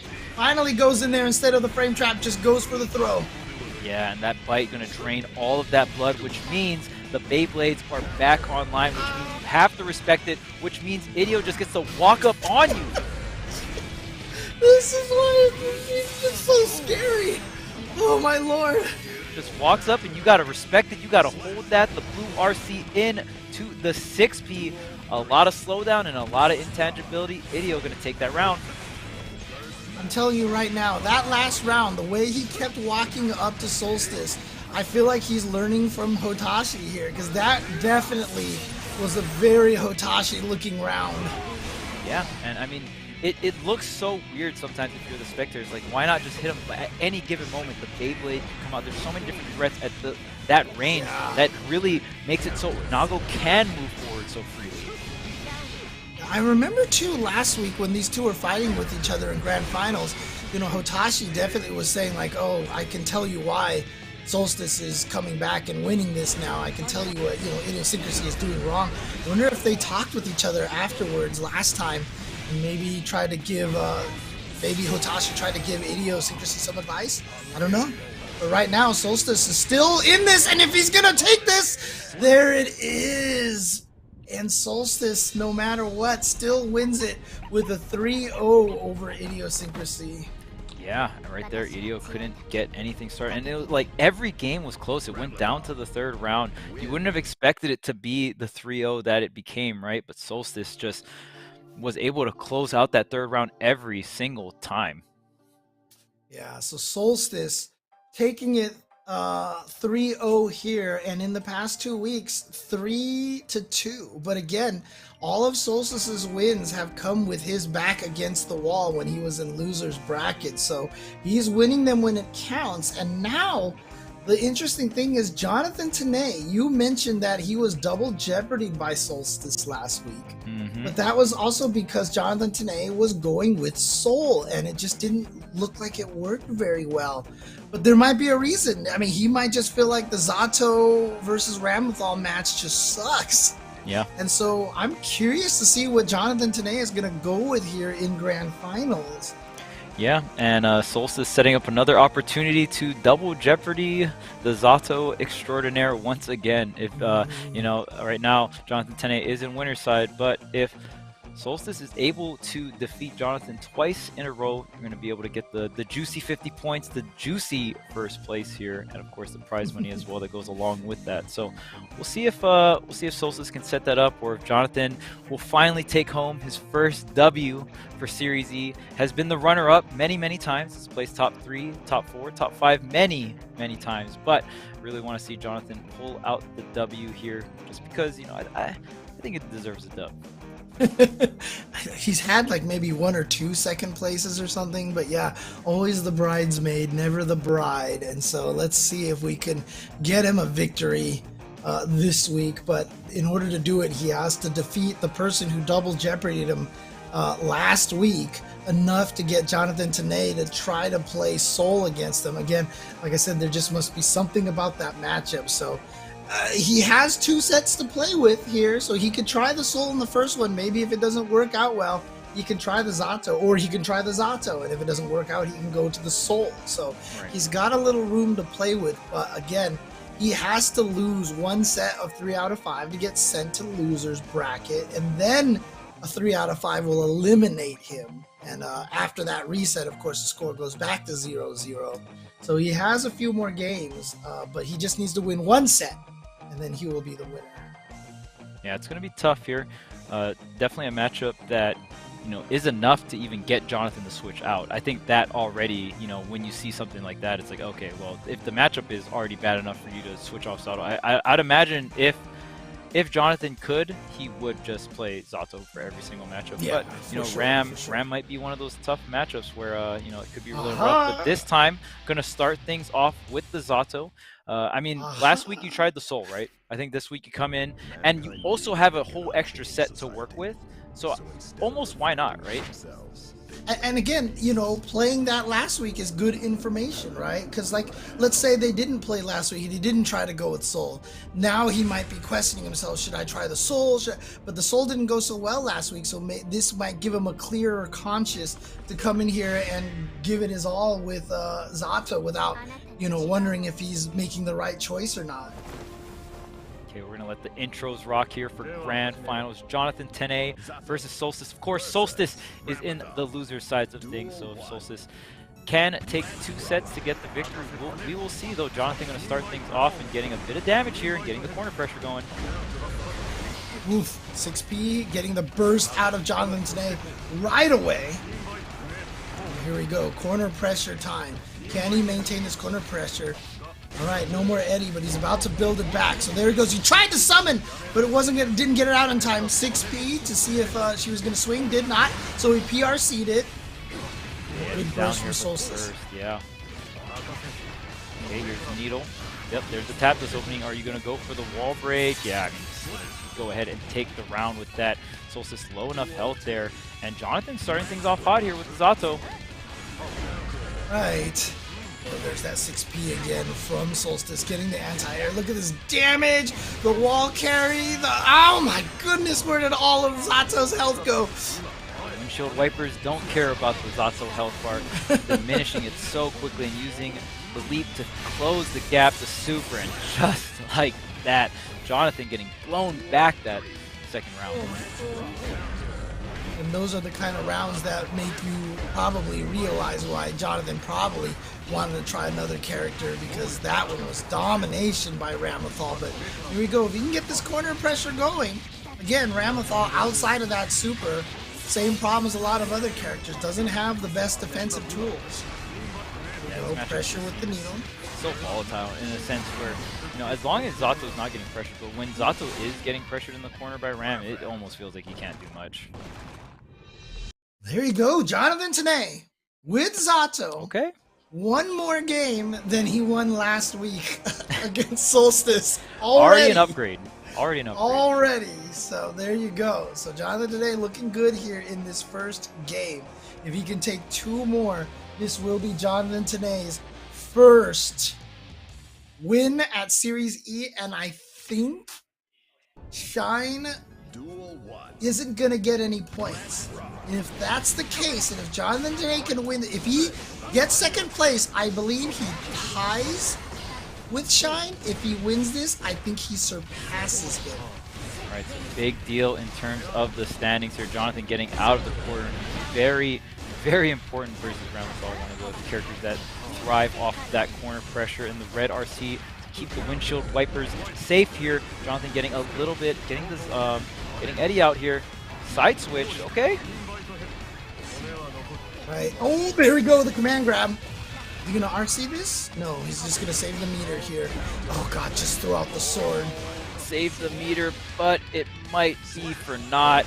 Just like that, Solstice is gonna sneak that round in. Yeah, Solstice is basically saying, alright, I let you feel good about your 1 win, time to 3-0 you again. Oh no, but this corner pressure might prove to be a problem. Yep, the Eddie meter's available, but not even summoning the Eddie, just going into the command throw. And when you start seeing these command throws hitting this often, you know the conditioning is on point here for Jonathan. The red RC to keep the pressure going here. We're going to get a corner carry. Yep. Look at this, and close to tying up the life, and good YRC actually did get the hit, but just right back in the corner, tried to take a throw, got hit by the, what a break the law, that was sick, and got out of the corner, and now he's the corner position and gets the hit, even without the Eddie, gonna be able to take it. Jonathan Tanay surviving here in game number 2. We've seen Jonathan use many ways to get out of the corner, that time using the break wall going right through Solstice there. We've seen the eject button as well with the PRC. Whew. Jonathan looking really clean with the Zotto and maybe kind of solidifying himself as a solo Zotto main at this point. I mean, you know, when you kind of get to the point where you can play out these uncomfortable matchups with so much confidence. A perfect there to end things off. Jonathan up 2-0 on Solstice. Look, Zotto is just one of those characters whose stock has been going up and up and up. And again, one of the best players in the world right now. Of course, that is Latif. Obviously, it doesn't need another character. And if Latif can take out everybody, regardless of who you're using with that one character, Jonathan Tanay has to believe he can do the same thing. Absolutely does. He is at tournament game. He is now 2 games to 0 over Solstice, whereas last week his soul went 0-6 against Solstice. Yeah, very big difference here. But you know Jonathan, student of the game, is going to study up those VODs. That's another great thing about this tournament, right? You get to play amazing talent, and of course, if you're staying on the winner side things, especially, you're going to have the VODs to review as well. And by the way, you know, I see people in the chat saying that they knew that Jonathan should have used Zotto last week. And, you know, I agree. But at the same time, I love what Jonathan did. He was willing to, quote, sacrifice a tournament to get that information, to learn. And you have to do that as a player because, like I said, you never want to second guess yourself like, maybe I should have went with. But by losing 0-6 last week, he can come into this going, no, Zotto is the right choice, and not have to have that in his head. The 5-piece snuffing out the Jonathan pressure there. That was so huge. The side switch from that grab reversal there was looking so good for Jonathan. But Solstice is going to keep up the momentum from that first round here. And look at this pressure on the left side, the PRC to keep it going here. Can you block everything? No, I'm just going to burst. I don't want to get out of here. Out of here. There's that standing H again, but too far away. And now probably going to be able to kill with the double sword swing. Doesn't even need it. Jeez. Okay. Solstice getting his revenge with his own perfect here. 1-2 now Is this the turning point for Solstice, who did 6-0 Jonathan Tanay, obviously different character, but Solstice also did obviously reset the bracket against Idiosyncrasy, and loser's bracket Solstice is definitely a different beast. So let's see how this goes. And if you have to pick one, by the way, if you're a player, you're competing, you generally want to be better in losers bracket because more times than not you'll probably be a losers bracket. But you know, it just depends. But nonetheless, yeah, losers bracket Solstice definitely hits different in a good way here. Trying to bring it back versus Jonathan. Jonathan has a very solidified 2-1 lead here, but the reverse 3-0 is always on the table. You got to take it one game at a time, but things are looking good here to start a game 4 of Jonathan. Right, wall splat into the hard knockdown with the sword super. Guaranteed meaty needle. And then the 2S to make sure it's a true block stream. Good defense from Solstice. Look at this. All the FD being burned finally gets opened up here. Trying to run forward, trying to get something going here, but the Eddie just comes right back and Gaping maw right into the 2S. Yeah. Reaching out. Okay, Jonathan Tanay. Tournament point. The heart's got to be beaten fast. It's not just 300 points. $300. There's a lot of points on the line, and almost puts himself into a really strong position to guarantee he keeps these sponsors. They've been flying him out to all these tournaments, and they get paid a salary. This is huge. Yeah, and that sword super on the wall break is so big because you essentially get a free block carry, or, you know, just block string all the way. But there's the burst. Solstice's last line of defense. No meter for both players as well as he's down the wire. I don't know why Ramlethal's Rekka just didn't hit on the last hit. It hit second hit, whipped on the third one. He was just too far away. Jonathan then had to punish, and he should be able to take it here. No, it's not done yet. Oh my God. Barely alive, but the poke on the round start there after the wall break. Jonathan is going to take it 3-1 over Solstice with his first W in Series E. Great stuff to Jonathan Tanay, and of course doing it with the Zotto, not even the soul for the Ramlethal matchup.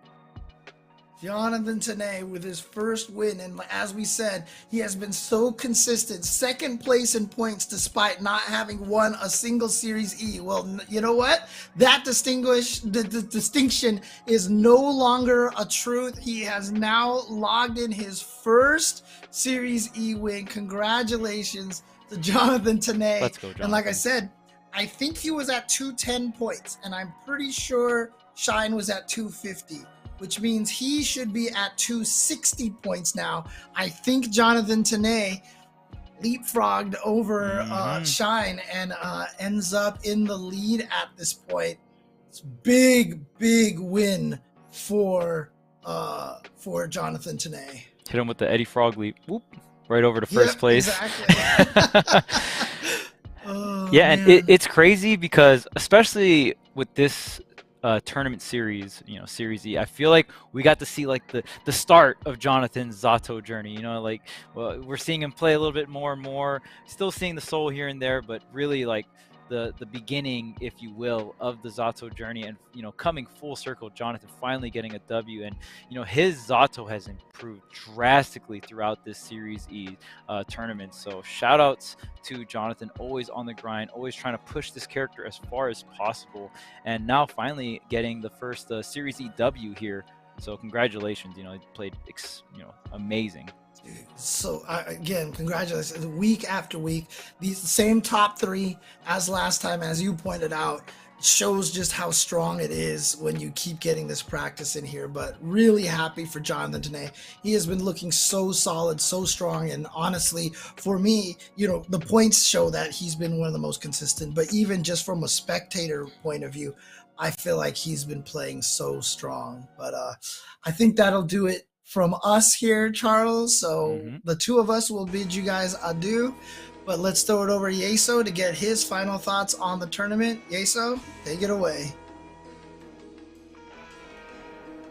Jonathan Tanay finally does it. We have been waiting and finally delivering on the potential we've been seeing all season long. And funnily enough, we get back-to-back weeks where Series E pros get their first victory here in the Thursday night bracket. So well played to Jonathan there. I mentioned earlier before we went to the break, as we were preparing for Losers Finals, that, Jonathan has been in multiple grand finals just in the Series Z Thursday night bracket alone, and has been close so many times and hasn't quite been able to push it through to that final victory, but he finally does it today, and it's so satisfying to see. I know Jonathan has been grinding and working hard. Of course, he's going to be, representing, at the, Arc Revo Finals next weekend, right? This is a top player in the scene, one of the best Zottos you're going to see, and so good here, taking down Solstice.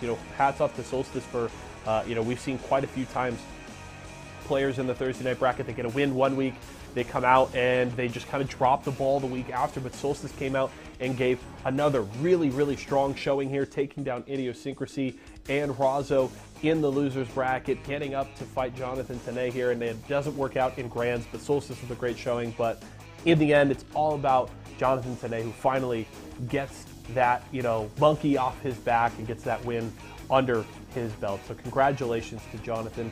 Well played. So much fun to watch today, and I'm excited to see what comes next. That is it for us, folks. What a bracket. That was so much fun to watch. A lot of great matches all across the board, and the Thursday night shows continue to deliver here, and I can't wait to watch next week and kind of have that as the appetizer for Arc Revo Finals next weekend. It's going to be super fun. Do want to remind you folks, of course, if you missed any of the action tonight or earlier this week with Halo Infinite and Apex Legends, we'll be recapping and talking about everything tomorrow right here on Series Recap. The show kicks off at 4 p.m. Pacific time, so make sure you're here and ready for all of that. My name is Yeso, and it has been my pleasure to host for you all today. The show was so much fun. I hope you enjoyed it as much as we did. But for myself, the entire live broadcast crew, and everybody here at Esports Arena, thank you so much for joining us. We'll see you again next time.